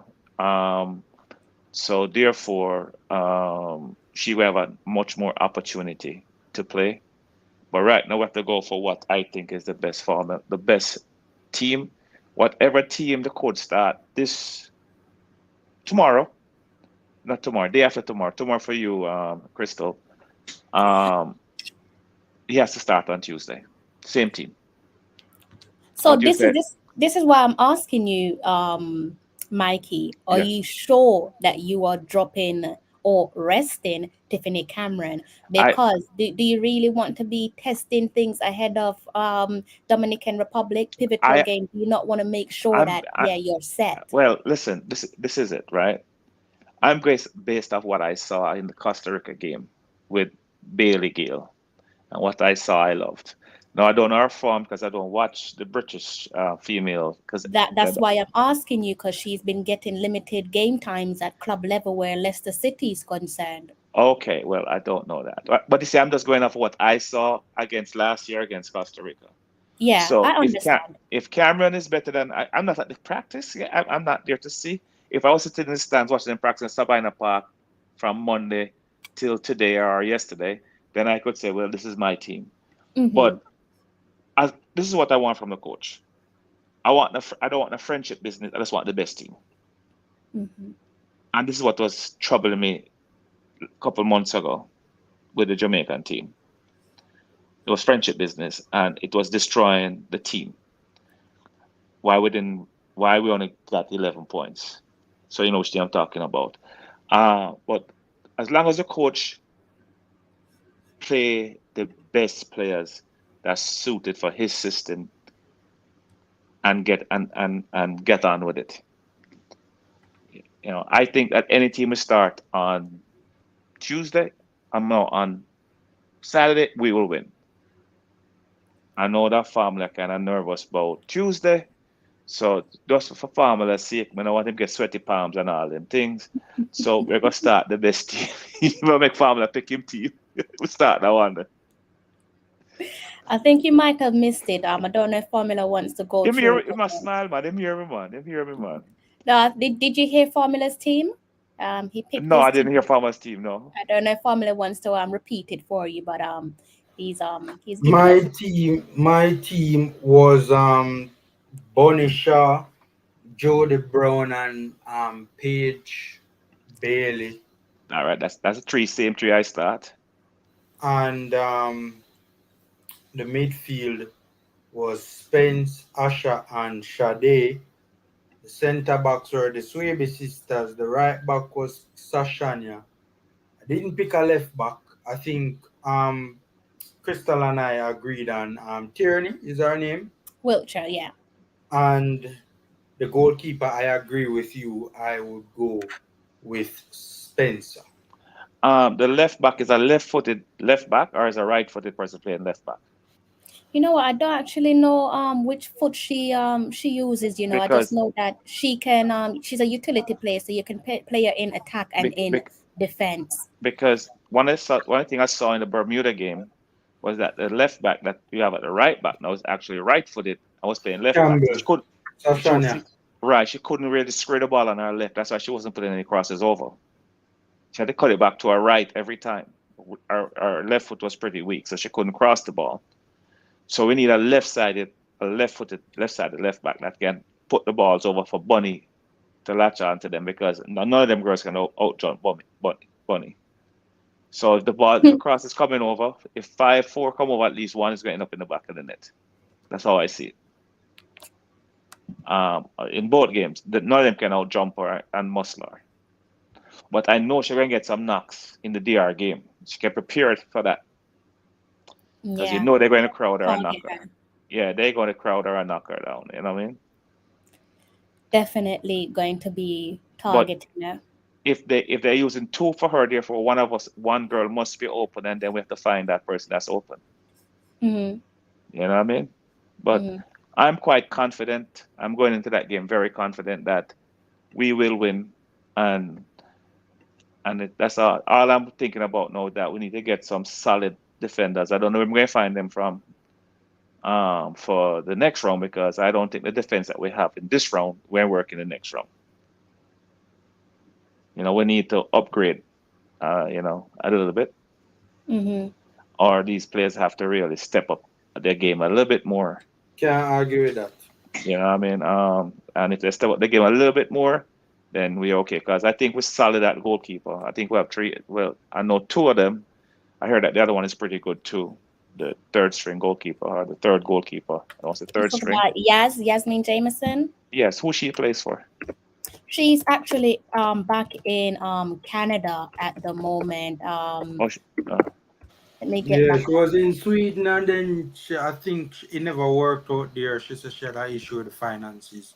Okay. So no, there's always that issue with the. She's back in Canada, because that's where she's originally from, and she's back. She's with Simcoe County Rovers. So that's where she is at the moment. Okay. And for them this year. You know, and as on the women football, you know, the club should step up the payment for the females and stop treating them like stepchildren. Me like that. Me like our stepchildren don't get treated nice at all. And you know, some people say I'm biased because I have a daughter, but it's not because of that. The women get underpaid, and we should step up them payment. You know what I mean? Just step them up. I mean, you know, I know the men get millions. You know, what they and Bill get in one game, maybe them girls don't get for 1 year. Mm-hmm. That sounds fair, formula. And I'm sure Manchester City Stadium sell out when the women are playing. They don't play in the main stadium, right? They have their own stadium, right? They've been testing it out this year. You've seen a few games played at the main stadium. For example, the North London Derby, that had to be rescheduled where the women's team is concerned. And that will be played at the Emirates. So what's the crowd at a game like that for the females? I'm seeing a few. It's fairly decent. It's growing though, isn't it? If you look elsewhere in Europe, like in Spain, they're having sold out matches. I know. I heard they had 90,000 one game. Exactly. So it's growing. It's growing. The Euros is this year, the women's Euros, and the couple games are sold out already. So formula, they don't have a Concacaf Women Championship? Yeah, they have an inaugural one coming up in 2024. So the first Concacaf Women's Gold Cup is going to be in 2024. The winner of the final round of World Cup qualifiers will qualify automatically for the Women's Gold Cup. Okay. So that means that they're going to play the same time as the men, or they're going to play 2 different times? I'm not so sure. No, I think the men's Gold Cup is in 2023. Yeah, So we the played last year. women's Gold Yeah, we Cup played is last in 2020. 20. Oh, so Yeah, yeah, so the okay, women's yeah. Gold Cup is in 2024, 2 years time from now. Okay. Yeah. So and that will be the inaugural one, the very first one. I was Okay. always wondering how the women didn't have a Gold Cup. It Well, kind of you know what? seems Well, strange that the over the two of the best women's teams in the world are Concacaf teams, and we don't have a Concacaf championship here. you know what that mean now then, Formula. So in 3 cycles, there by 2030, a team will knock off the US and Canada. Because when you're playing against better competition, you're only going to get better. Because you remember, in the beginning, it's only Mexico and US used to win Gold Cup, Now we have Canada. Canada won it. And every team, Jamaica knock off Mexico and them knock off USA. So, eventually, one of the Caribbean team or one of the smaller countries, because the 3 big countries are the only one that has won the Gold Cup. One of the smaller countries will eventually win it, sooner or later. And the competition is tighter now. The whole thing, CONCACAF, is very tight now with the True. men and the women. Because the more games you play, the only better you're going to get. Yeah. And I think what the Caribbean should do is start a Caribbean club championship. So the top clubs in the Caribbean play their counterpart. Since you can't have the Caribbean any more Caribbean championship, then make it a club championship. I know you have the CONCACAF club champion, but you just want to know which club is the best club in the Caribbean every year. What do you think about that formula? You mean for the men? Yeah, for the men. Yeah, They this club. They do it though. They have a Caribbean club championship. Yeah, man. It determines basically who gets to the CONCACAF Champions League. Oh, that's what they use. Oh, they use that. Okay. Yeah, man. Our teams are featured in it. Yeah. Every year. And I saw Waterhouse there a couple of years. Waterhouse did well. Last year, 2 years, or 3-4 years ago. Yeah, they had a little run in the CONCACAF Champions League. Yeah. Normally, we usually don't. Either we don't get there. Yeah. And a Caribbean team knock us out in the Caribbean, the qualification thing. Or we have a dismal showing in the group stages. But Waterhouse did well that year. Yeah. I'm looking forward for the Women Gold Cup because I think that that's extra games for the girls and that will make the money better. And hopefully that they can keep it up every year. And hopefully if I'm sure it's going to be in the US. It's going to be very successful. But on the game tomorrow, like I said before, I think DR may win 2-1. If they win 2-1, they have a difference of a 4-goal difference on us. It will be Cayman 5, then we 1 goal ahead.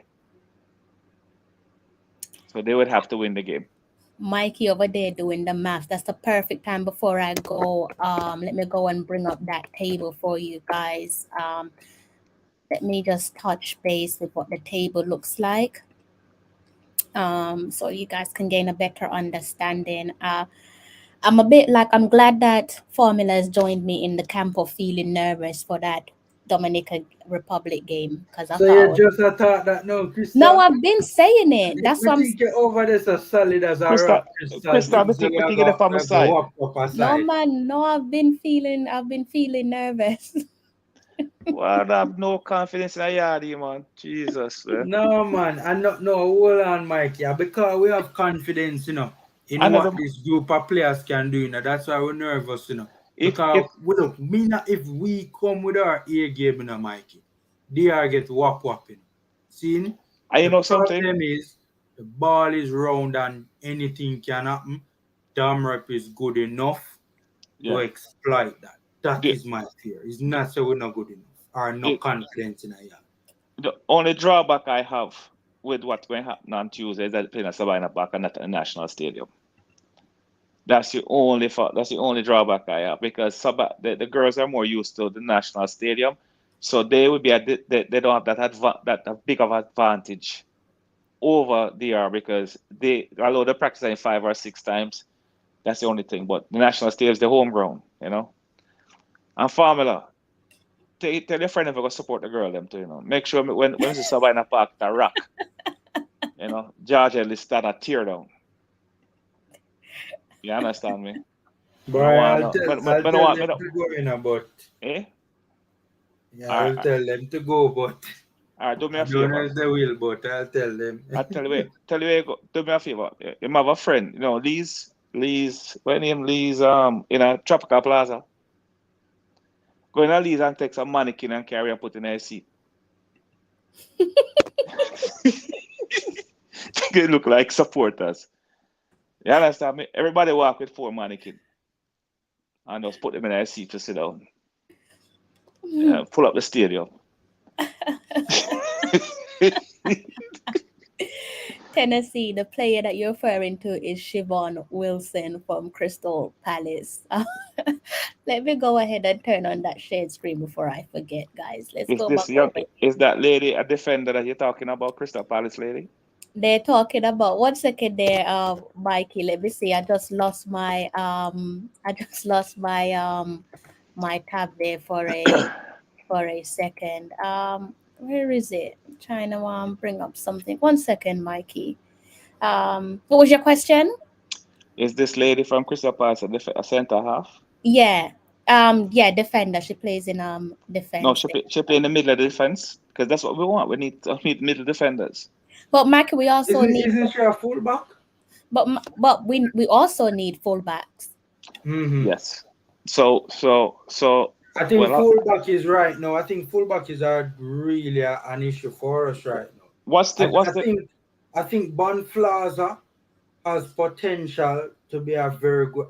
But here's the thing with Bonflaza. I think our final balls need to improve, the crossing, and also I don't mean to seem as if, because I know when you comment on a woman's physique, it might, come across the wrong way.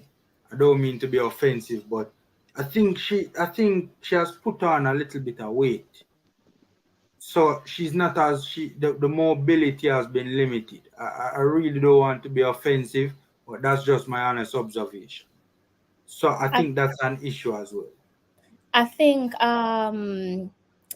you can probably put that down to a number of things. I think it's naturally we've got to remember that we're just creeping out of the pandemic. COVID, yeah, exactly. Players have not been able to nail down maximum minutes at club, and naturally, when you're an athlete and you're not getting regular game time, these things happen. Like we see with players like Lukaku, for example. But it's always a sensitive subject to touch on. But it's you see it both in the men's and in the women's game. I actually think the opposite of you, Formula. I think she was good with her ball distribution, and she found a few key passes there in the game against Bermuda. True.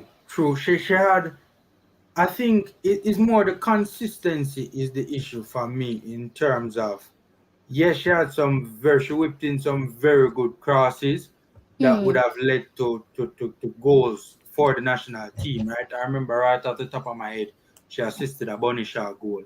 That's right. What I'm saying, yeah. Yeah, but I think there were, to be fair, there were a lot of crosses that she never got right either.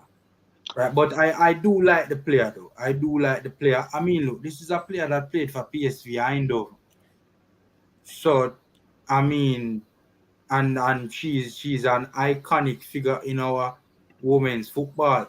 She'll always be remembered for that moment. Mm-hmm. So, and I like the player. I think the player is a quality player, but I think it kind of.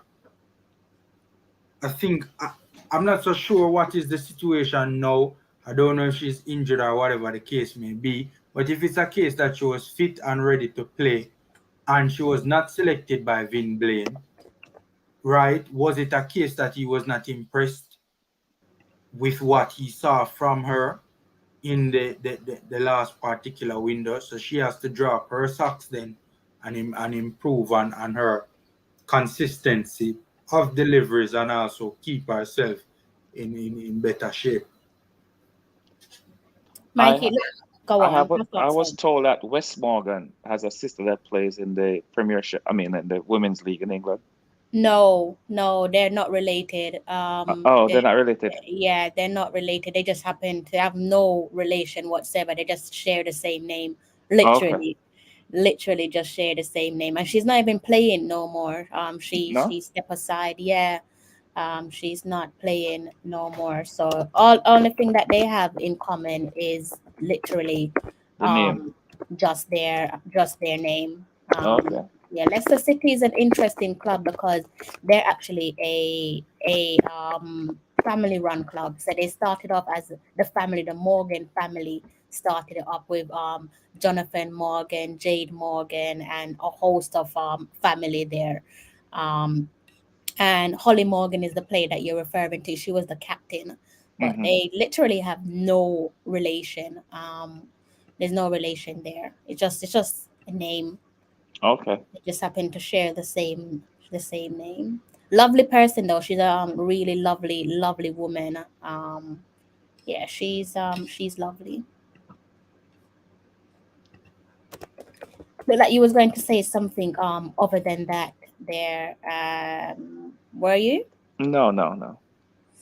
Yeah, she's a nice person, intelligent, powerful black woman, Holly Morgan. Okay, the player that you guys are asking me to name again is called Siobhan Wilson for Crystal Palace. Let's go back up there and hit the shade screen so I can allow my guest to go. It's approaching 10 minutes to 3 here in the UK. All right, let's go back over. So, chiming in on what Mikey touched on in terms of how the table looks, here's how we're looking in Group C of the Women's Concacaf qualifiers. As you can see, you have Dominican Republic leading the charge at the top of the table on 6 points, joint six with Jamaica in second place. The only difference is they have the better goal difference. Dominican Republic currently have 13 as their goal difference. Jamaica have 9. So definitely some work there to be done. Hopefully we can start things off with Cayman Islands. As you can see, Cayman Islands are sat in fourth position. They picked up their first win of the qualifiers so far, and they did so against bottom of the table Grenada, beating Grenada 2-0 yesterday. Entertaining game for the neutrals. If we click on that one, bit of an ugly read there if you support Cayman Islands. As you can see there, they have picked up 2 red cards so far. First red card came against Dominican Republic, and their second red card came against Grenada last night. So who knows? Maybe they might pick up a red card against Jamaica. Who knows? So that is how we're looking there in the table. And tomorrow night we're doing a live. I say we. Crystal, sorry Yes, to cut you. yes, yes. Could you go back on the table quickly? Of course. I just want to see the Costa Rica group again. Costa Rica. Oh, that's an interesting little group that we need to watch, because I mean, anything that we can do to assist, in our progress to our next World Cup, because Guatemala is leading that group, Now it's very tight. Both, if you look, both one team has scored 15, the other has scored 13. None of them has conceded. Is Guatemala good enough to because remember, is the winner of the group got through, Is Guatemala good enough to I mean, No. obviously Costa Rica is the favorite, but it might be a situation with us where when those two teams play on a bad day for Costa Rica, Guatemala might be good enough to capitalize. Yeah.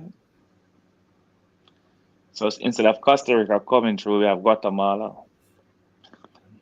It's And an interesting one, isn't it? Guatemala and done us in the under-20s. Yeah, where's the Panama group? Krista, we could see the Panama group, please. Of course you can. Of course you can. Where's Panama? Panama must be further down. I There looked at it earlier today, but I don't remember how it's set up. Can you see? Yeah. So we need to keep an eye on those groups as well with Panama and Costa Rica. I mean, Mexico will basically get out Well, of Panama and Costa Rica the same thing too. Is them on El Salvador, but Panama is ahead on by 2 goals. Yo, what I think if either El Salvador or Guatemala could do us a favor, man, and get out Panama, Costa Rica. That would be one less team to worry about, you know. You know who is trouble to Haiti? Haiti is not a Yes, bad team. yes. That's true. And them Haiti at Cuba yeah. have 17 goals each, so them have a fight it out now. And so there you go. One of those two teams, you know. One of those two teams will not make it. Yeah. Haiti and Cuba go fight. And Guyana Why and I Trinidad. prefer Cuba top that group there, you know. But Guyana far better than Trinidad. Guyana got 11 goals. Yeah, the Guyanese are looking good there. Their goal difference. I saw Guyana. Who did I see Guyana against? I don't remember who. I'll click on them for you. Scroll on a little bit, Crystal. All right. I don't remember who I saw Guyana against though. I don't remember who it was. I think you're talking about the 7-0, right? Yes, you know it might have been yes. I think it was This one? Turks and Caicos. Yes.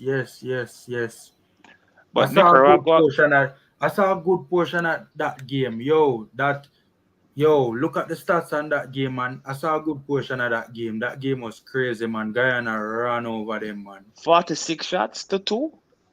Yo, Mikey, me see a good portion of that game there. Guyana ran over the Turks and Caicos. And you know who I saw too? I saw Cuba as well. I saw Cuba play. I don't remember who I saw Cuba play. 14-0. It wasn't this game though. It wasn't the 14-0. Yo, that's a nasty scoreline, man. Yo, One of them scoreline, you want to make a drop on. Hold on. Look at that, Crystal. That is 50 shots, you know. That is 50 shots to 0, you know. 30 on target. Them living them half. Them living at them penalty box. Yeah, talk about Mikey. You know, the goal is hard a sandwich while she keep. One player score 1, 2, 3, 4. What? 6 goals, yeah. Them side goals. really They had a hat trick in the first half. And a hat trick in the second. Crystal, go back a little bit for me. I want to see who else Cuba played. Cuba played Barbados 3-0. Yeah, I think it was this game that I saw. Yes, I think it was this game I saw with Cuba as well. And really and truly, it should have been far more. And to be fair, Barbados was they were organized as best as they could be in this particular game. They made it challenging for Cuba. But to be fair, this game was almost like Cuba was using it up as a warm-up, so to speak, to get the engine going. It's like they never really fully hit their stride in this particular game, but you could see though that they were once they really got it together, I mean, we saw what happened when they did get it together. So I think that explains. I think I want to see the Cuba Haiti game. That game I want to see. Yeah. Cuba that's not the next game though. That's the game after the next game. Yeah, this one is played on Tuesday. Crystal, you need to do watch alongs now, you know, because the Cuba Haiti game and the Guatemala Costa Rica game. Yeah, that's are 2 games you need to 1 do a watch along for, and 2 call me when you're doing said watch along. Are you sure? Are you serious? Of course. All right. I'm gonna do a watch along tomorrow. Mikey draw me out this week and said I must do a watch along. But the way he did it so unique that I didn't even realize, and I committed to it. And I say, you know what, you're smooth. You're a smooth criminal. So you know, Crystal, I tried to find a pink shirt to support Bermuda, but I can't find any.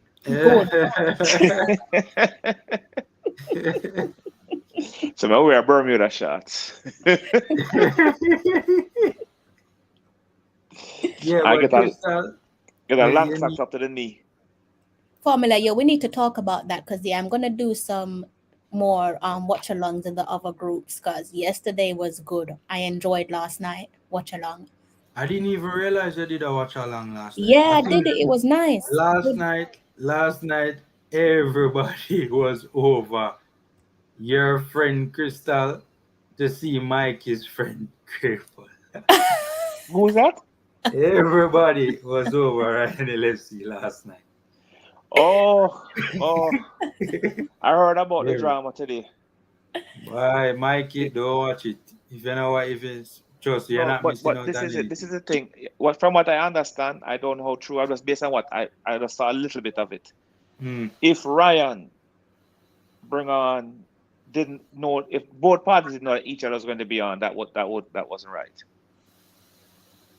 So, from what I understand, it looked like my friend Craig, Ryan brought him on without Speed knowing. So that's what I gather from the whole thing. My little short snaps of what I saw. Am I correct in saying that? I can't speak for Ryan, but I think I don't know what the planning was. Only Ryan can speak about the planning. But I know, Yeah. but the thing is that Ryan shouldn't have brought, even if Craig called in. Craig is my friend. Ryan should have told him, say, I'll talk to Mr. Speed first.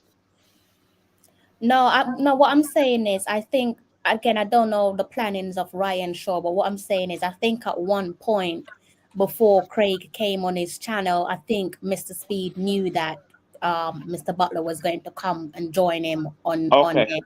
Then it's fine then. So I I got it wrong don't then. know if he was I can't speak to aware. what I can't speak to what happened, to be honest. Yeah, Where so that is I don't concerned. know. The only person that can answer that is Ryan, but I think at Yes. some point Mr. Speed knew that he'll be joined by Mr. Butler, but I don't know. Only Ryan can answer that question because Yeah. I don't know. Yeah, All I know is but I hear some fireworks went off. it was a nuclear catastrophe. Well, I'm sure Ryan going to get. I'm sure that the two men, meaning Mr. Speed and Mr. Butler, would make it up on.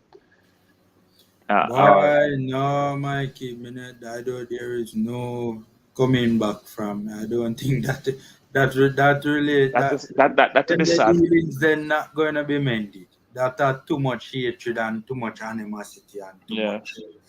Trust me, that will never be mended. Excuse me Never a be. minute. I'll be right back. Just excuse me. Yeah, man, cool. Yeah.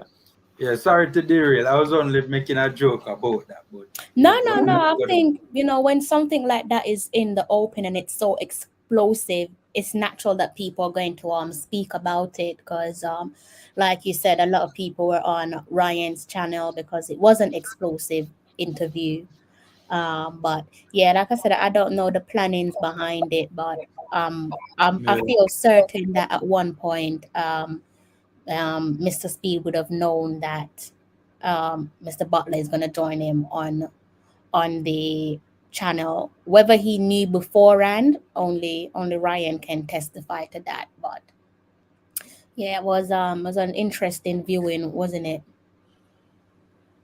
Yeah, but back to the whole girls thing though. I think it's very important for you to do the watch along, and whenever you're ready, just let me know as long as I'm available. Because I think it's very important that we watch that group with Guatemala, and because I was looking at it. Was it earlier today or last night? I was looking at the respective tables. I think it was last night. I was looking at the tables. And I was saying, it would really be good if Guatemala, because I'm sure all of us would prefer to play Guatemala than Costa Rica. And I'm sure, we'd prefer to play El Salvador versus Panama. So, and also the group with Haiti. I would, even though Cuba is a team that is a respectable team, I would prefer to play Cuba over Haiti. So it would be good for us to watch what is taking place in those groups and, basically see if any of those teams can our friends in other areas of Concacaf can, do them big friend Jamaica a favor. Because, the weaker it is, right, look, I put out a video earlier when I spoke about, I don't have an issue with the group of death in the Nations League. I think to build, to have the best possible preparation going forward, we need to have as competitive as games as we can get. With that being said, when it comes to a World Cup qualification, I don't give a damn how easy the games are, man. Like if the top teams can have a moment against weaker teams and get knocked out, and we can have easier opposition in the next round, I'm all for it, man. Definitely agree with you on that. I just checked the times formula. Dominican Republic, we know, are playing tomorrow, which would be today. So they're playing. I'm confusing myself. So they're playing. Then yeah, formula is feasible because it says tomorrow, meaning Saturday, 12 a.m. That's when Dominican Republic are playing. 12 a.m. So that's okay. 12 So a.m. what? Your time? Yeah, and Guatemala and St. Kitts and Nevis, they're playing tomorrow at 10 p.m. my time. So that's 4 p.m. your time, right? Yes. Are you available that time? 4 p.m. tomorrow? 4 p.m. today. Their game is today, as in Friday. Oh, Friday. Oh, so those games are actually on Friday. Oh, yeah, man, I should be. Guatemala, let me show it on screen because it's probably confusing. That what I'm saying is probably confusing. Let me bring it up. We're in different time zones. Now I understand you. Tomorrow is really Saturday for you. Yeah. But tomorrow is really Friday for me. Yes. So this is Because you're already in Friday. Exactly. So Saturday for me, 12 a. So confusing. 12 a.m. Dominican Republic versus Bermuda. And Guatemala. So the Damret game is today for you? It says tomorrow. Oh, so our game is what time? Jamaica are playing as this is where it gets confusing because I actually thought that DR is playing tomorrow at 6 o'clock our time, which is 5 o'clock Jamaica time, I think. Jamaica playing on a Sunday on for Friday. me. Right. Oh, so Jamaica is playing on a Sunday for you, Crystal. Right. Oh, yeah. So they are playing the day. Oh, I get it now. You get it? Yeah, it will be possible. Yeah. Yeah, Jamaica are playing on a Sunday for me. I think it's like 12 a.m. Right. 1 a.m. on a Sunday for me. Right. So that's a Saturday for you guys. So right, and it'll be 7 p.m. for me, and 6 p.m. for Jamaica. Yeah. It's possible to cover all the other games. It's just confusing because of the time zones. So tomorrow I may come on a little bit late because of work, maybe. That's okay, Mikey. Yeah, but you know, I'll jump on you when I'm in the car. Moving around. It's cool. I think what I'm gonna do, I'm gonna get formulas preview out the way first, and then line up the game that will be played, which will be the Guatemala game. That's the game that we're doing a watch along for tomorrow. Wouldn't it be something if Bermuda win tomorrow? Jeez. Yeah, it would make life a lot easier for us. I don't think it will happen though. I don't think it will happen. You don't think it will happen? Okay. But it would make life a lot easier for us. A lot easier. That'd be something else. So Bermuda is actually playing on Saturday then, because it's tomorrow for me, and I'm already in Friday. Right. So it's tomorrow. So it's Friday for us. Yeah. Friday 6 p.m. It's confusing, isn't it? The time zone. It's because you're 6 hours ahead of Jamaica or the the Caribbean. That's where it's mixed. That's where the problem is. I think Crystal needs to be more respectful of her audience and her panelists, and knows that the time that we are working on is Jamaica time. So whenever Crystal is quoting on time, please, Crystal, do the maths in her head first. And just minus 6 hours from what you are, and then you set up bomb and quote the time, Bridget. Because more when I talk to Crystal and Crystal I talk to me, and when we're talking about time, and it just hurt because I try to match this thing out. So please, Crystal, help us out. In fairness, I always say that I'm 6 hours or 5 hours, depending on the time difference. I'm 6 hours at the moment ahead of Jamaica. I always make it clear that I'm 6 hours ahead of Jamaica. So, but it is confusing. So I apologize, guys.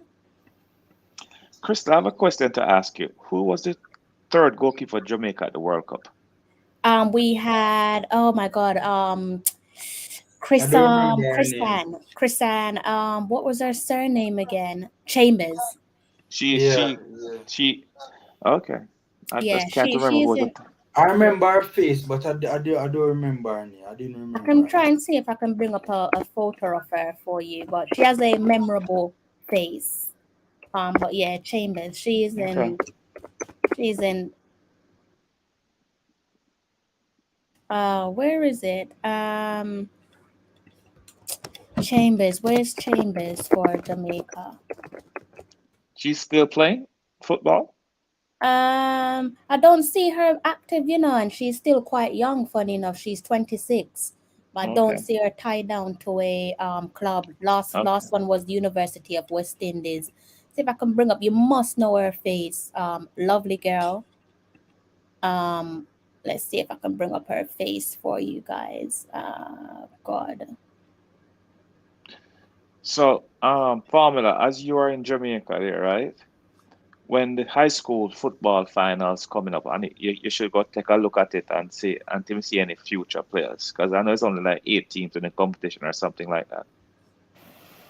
You mean for the Female girls? for the girls, yeah, I think it's like 8 or 12 teams in the competition. They have 2 groups, and they have country team playing with Kingston teams like this. There's like a lot of traveling. There's only Yeah, 12 yeah, teams playing. definitely, NCR? definitely. No issues with that. Yes, yes, yes. Okay, yes.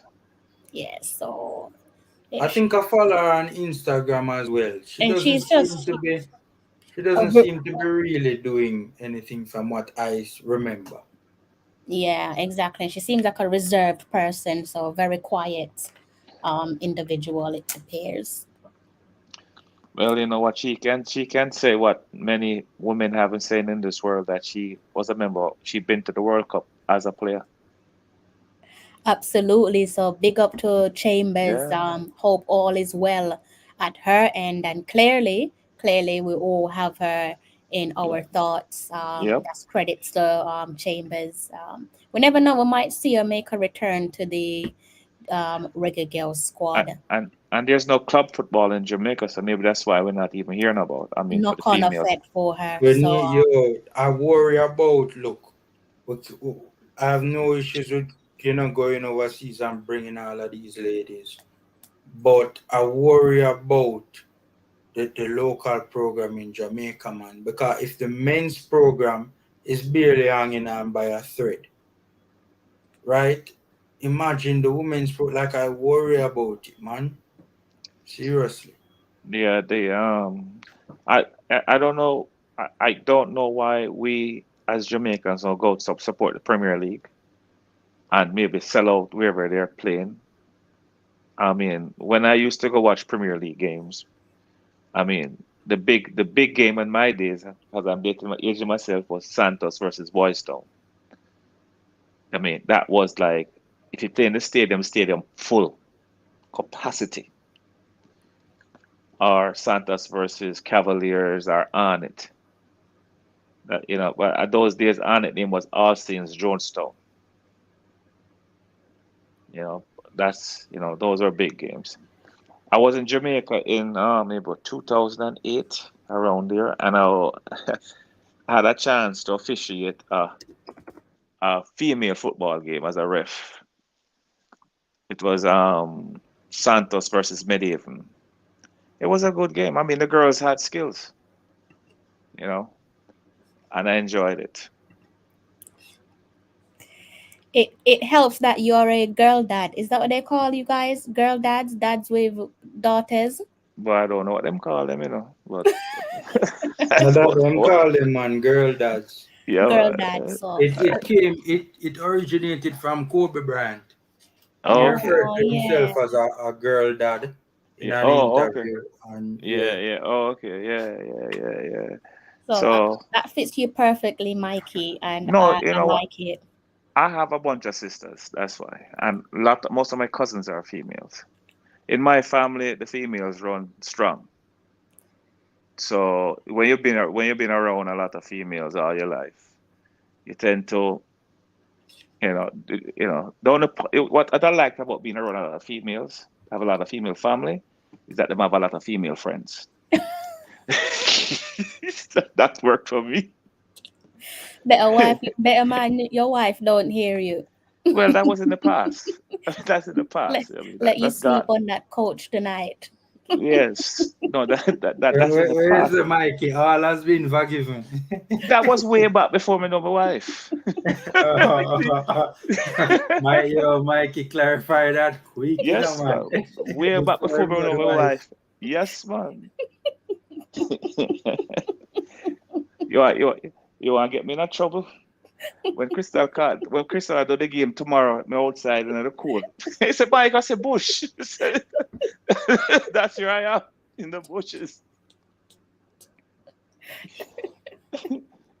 Yeah. Oh God! Now I have so Clarify much love that for you quick, guys. man. Quick. Yeah, man. Yep. Listen, nowadays, you have to be careful because ladies run the world, what I'm saying? Ladies run the world. We run the world. The ladies run the world now. And I'm not afraid to say this. This is politics, but this is the truth. We are in COVID for 2 years, right? And every country that a female is the leader, they have less COVID. That tell you That's something. a good point. Yeah, but That tell you something. Sweden, New New Zealand. Top. Yep. Yeah. Every country that a female at the top of the ticket with no ego problems, they have less COVID. So, Mikey, girl dad, let me ask you a question. Yeah, man. Do you think that the next president for the JFF should be a woman? But I told you that about 3 weeks ago, 4 weeks ago. I forgot. I said, Crystal, me that take it away from my crickets right now. And listen, give to Sidela Mali or no, trust me, there are number. Trust me, a woman would work wonders with our national federation. The problem with us, with we as men, we have a lot of ego problem. And everything come down to ego and who are they done. Women will more talk, not all women, but most women will talk things out and try to reason it out and try to find a common place where we can start from. If a man say, if you don't do it that way, you don't step. Like that, you know what I mean? And it can't work. I mean, how can you have the GFF and them not promote nothing? Them not look to make money by themselves. Them not sell a t-shirt. Lee and Bailey t-shirt, so that every sports store in Jamaica. Bunny Shot shirt should be in every sports store in Jamaica. The number and our name on the back of it. Because they are the stars. They are the stars of the team. They are the big name players. If Jamaica going to play Brazil tomorrow, is Bailey picture you're going to see in the paper. And if Jamaica is going to play USA tomorrow, is Bunny Shaw picture you're going to see in the paper. So they are the big names, right? Can you hear me? Yeah, man. We agree. Yeah. Right. So you have to highlight these players. You have to highlight them. Before I forget my manners, massive shout out to Brain Drain. Thank you so much for your kindness. I'm sorry it took me so long to express my thank yous there, Brain Jerry. But thank you so much for your kindness. Good to see you on my platform. I think I've seen you a few times this week, and hopefully it's not the last. Everyone's wondering, is Mikey going to be sleeping on the couch tonight? Probably. Mikey tried to save himself, but his wife already heard. And I'm a woman, so I know what we're like. In done of the setup already. In done set up everything already. See me have a blanket behind me. Him know exactly where I'm going to be sleeping tonight. See me have a Mexican blanket behind me. No argument, no anything. He just set up everything because I know that I have to for the night.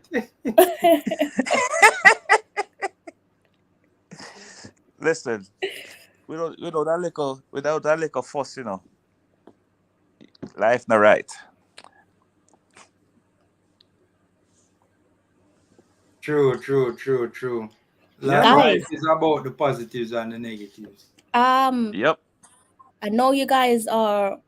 I know I need to let you guys go, but I have a message here from Miss Courtney Douglas, with regards to the next two games. You guys in the comment section, you control this one. Do you want to hear this exclusive message comment from Miss Courtney Douglas to you guys, the Reggae Girls fans? Let me know if you want to hear what Miss Courtney Douglas has to say for our two pending games. First up against Cayman Islands, subsequently rounding things off against Dominican Republic. Let me know, guys, in the comment section. Over to you guys, Mikey and Formula. Let's hear what Miss Douglas have to say. She's a wing back, right? You want to know what Miss Douglas have to say? Okay, guys in the comment section are saying yes, please. You guys are eager to hear what Miss Douglas have to say. I like that because it's nice to know that she's receiving a warm welcome on her return. So she says, let me go down. I don't want to paraphrase her. She said, I'm really excited to be representing Jamaica again. I represented Jamaica on the U17s and the U20s team starting in 2012. I'm thankful for the opportunity to play for the women's national team and take the task of helping the team to qualify for the World Cup very seriously. The past few days of the team have been amazing. Everyone is so welcoming. I understand the importance of these two games. A win in each game is crucial to keep us on target for our goal, which is to qualify for the World Cup. Powerful, exciting words there from Miss Courtney Douglas. So what a welcome it is to have her back in the team after being out for so long. You guys must be excited to see the return of Courtney Douglas, correct? Definitely.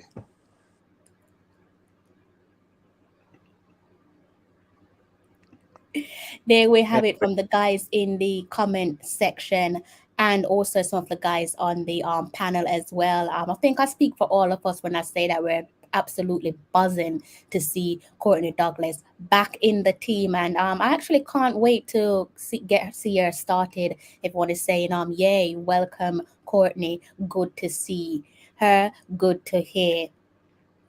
So it's nice to know. It just goes back to what we're saying about this sisterhood in the national side, isn't it? We're not lying. We said it some moments ago that there's a real sisterhood in this Reggae Girls camp. And you just heard Miss Courtney Douglas echo that again. She's been away from the team for so long, back into the team, back into the squad. And she said that the girls have basically welcomed her with open arms. But we're not surprised about that, are we? Nope, because these girls is one team. No matter who come, they hug them, embrace, and it's one team, one Jamaica. And so that from you walk in a team and everybody embrace you and show your love. Even if you're on the bench, you have a vibe that it does overflow onto the pitch to make everybody play well as a unit. You know what I mean? And this would take them far, very far. And like Formula said, we want Cuba to win, and we want Guatemala to win. We want El Salvador to win. So we're supporting those teams. But I didn't know that family was Spanish. Cuba. Hello, senor. Hello, senor. Hola, senor. The only word I know is I can't remember the Spanish word I know now. Man? ¿Cómo estás? Muy bien, gracias. Yeah, man. No, yeah, man. Big support of the Cubans and the Guatemalans, man. Yeah. When I was going to Mexico, years ago, my friend said, the one word you need to know, I said, what's that? They say, El baño. I said, what's that? They said, the bathroom. So I said, okay. You know? El Banyo. Yeah. Cool. Because you need to know where that is. Yeah. For sure.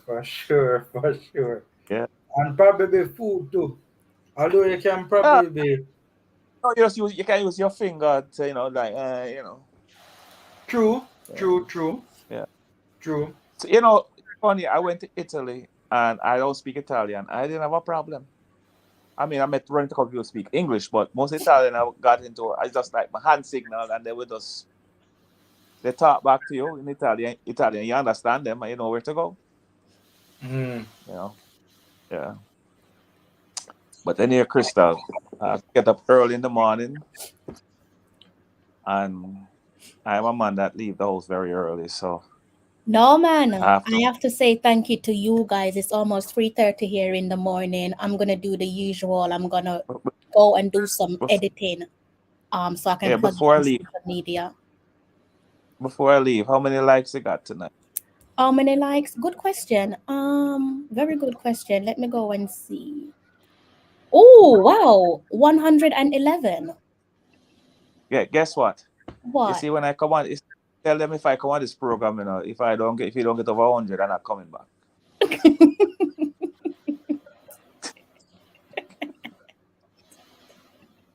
Which is right. No, but know pay us what? for work. That's true formula. Pay us for work. The only female football talker talking Jamaican football, and she can't get 300 likes. Come on, guys.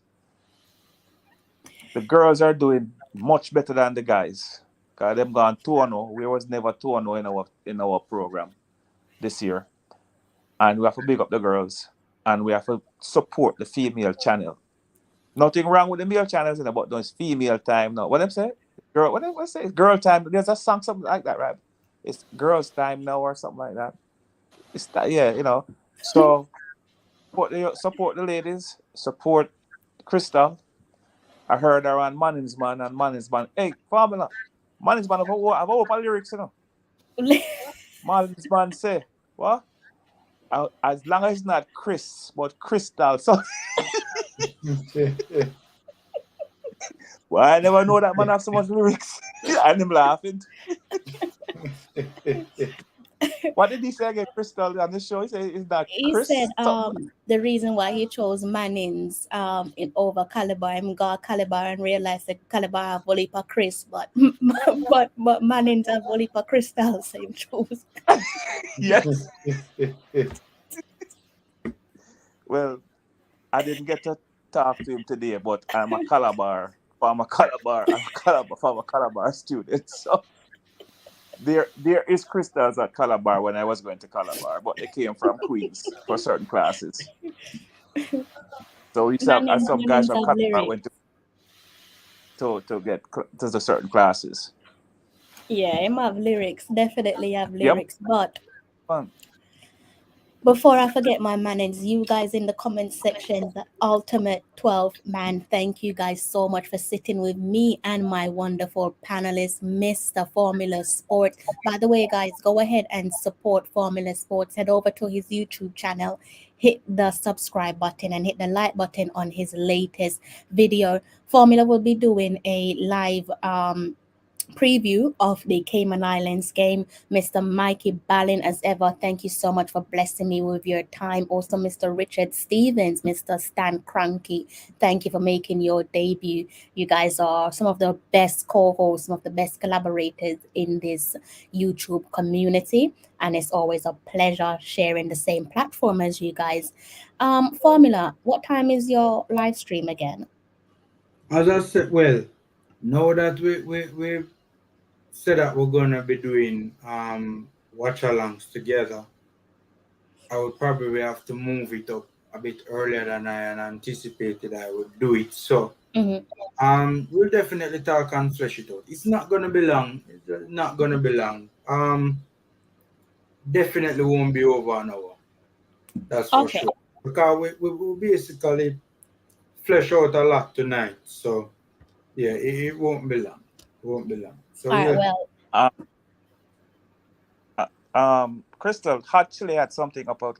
Put back up Hot Chili again. Hot That's his Chili. name. Or is that a female? That's Hot Chili. I guess is a male. This guy listens to you don't listen to Hot Chili. No, Hot Chili love draw with people. Hot Chili said you listen to too many girl songs.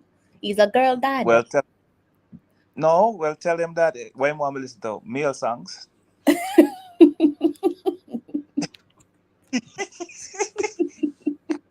Eh? Oh. Eh? Hot Chili. I prefer to listen to girl songs. Actually, you have to respond to that one, but I'm gonna let Mikey figure out. I'm gonna let Mikey go and blow up his blow up bed because we know he's not sleeping in that bed tonight. So I'm gonna let him pump up his blow up bed. I think the only reason why I'm staying inside because it's raining right now. Maybe at the outside of the doghouse.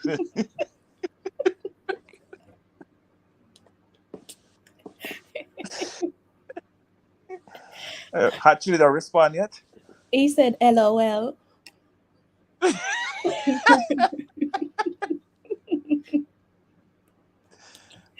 right, Hot Chili, my brethren. Make sure you come on tomorrow and tell your friends them. Promote the station. Tell them this is where you get football and comedy. You get everything. Family.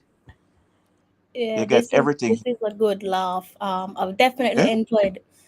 This is the most I've enjoyed my live stream this week. I've been on here literally every single day this week, and it's been a pleasure. It's been fun. Yes, Richard. Sorry, Richard. Don't make a favor now. Get a British cable station Wi-Fi company and drop the Russian business. It now work in England no more. You need to get a British Wi-Fi company. The Russian one then them are shut down. I think he's actually joining. I think he might be watching the watch along with us tomorrow, either in the comment section or on live stream. But I think he will be joining us on live stream for the Cayman Islands watch along. What time you starting at 6 tomorrow, 5:30? Your time. What time your time you starting? Tomorrow? What time tomorrow? Let me your see. Time. 10 o'clock. 10 o'clock the game kicks off, so around 9:30 my time. 9:30. That's 4:30 here. Okay. All right. Now maybe on when the game starts. Yeah, around 9:30 my time. But yeah, I'm gonna do that. I'm gonna do formulas preview, and then I'm gonna do that live watch along. Yeah. Mr. Mills, you asked me to do a game and you didn't show up. I don't know if you was just ghosting it in the comment section. So I'll see if you're here tomorrow. I'm gonna not gonna hold it against you.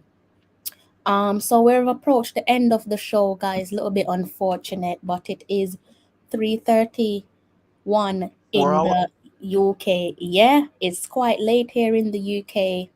So that's brought an end to the show. Mikey, thank you again for blessing me with your time. You're welcome. Thank you so much. And Formula as well. Formula is just behind his camera at the moment. Yeah, man, I'm here, man. As always, Crystal, a pleasure as always, man. Thank you, guys. All you guys that are in the chat today, please join us tomorrow. It will be more fun and laughter. Yeah, I definitely echo that. Yes. Crystal, you have a good morning sleep, and Formula, you will have a good night sleep tonight. Yeah, man. Same to you, Mikey. Same to you. Take care, Mikey. Yeah, right. And if you don't see me tomorrow, it's because I have a back problem from the couch. Right then. Bye, guys. Good luck. Take care, Mikey. Yeah. Bye. Yeah. Yes, guys. We've reached the end of the show. Make sure you keep an eye on Formula's channel tomorrow because he's going to be doing a live watch along, and I will be joining him as well. So there you go, goodbye from Hot Chili over there. And you guys in the comment section, make sure you have a fabulous evening. If I don't see you tomorrow, then I hope that you enjoy the rest of your week. Have a great Friday. More importantly, have a wonderful weekend when it comes. Thank you so much for sitting with me for the best part of almost 4 hours. You know how it goes. If you're new to the channel, go ahead and hit the subscribe button. If you haven't hit that like button already, do go ahead and do that. Take care of yourself. Enjoy the rest of your night. Have a good morning, and until next time. I'm John Barnes, and you're watching Tallawah TV with Crystal Davis.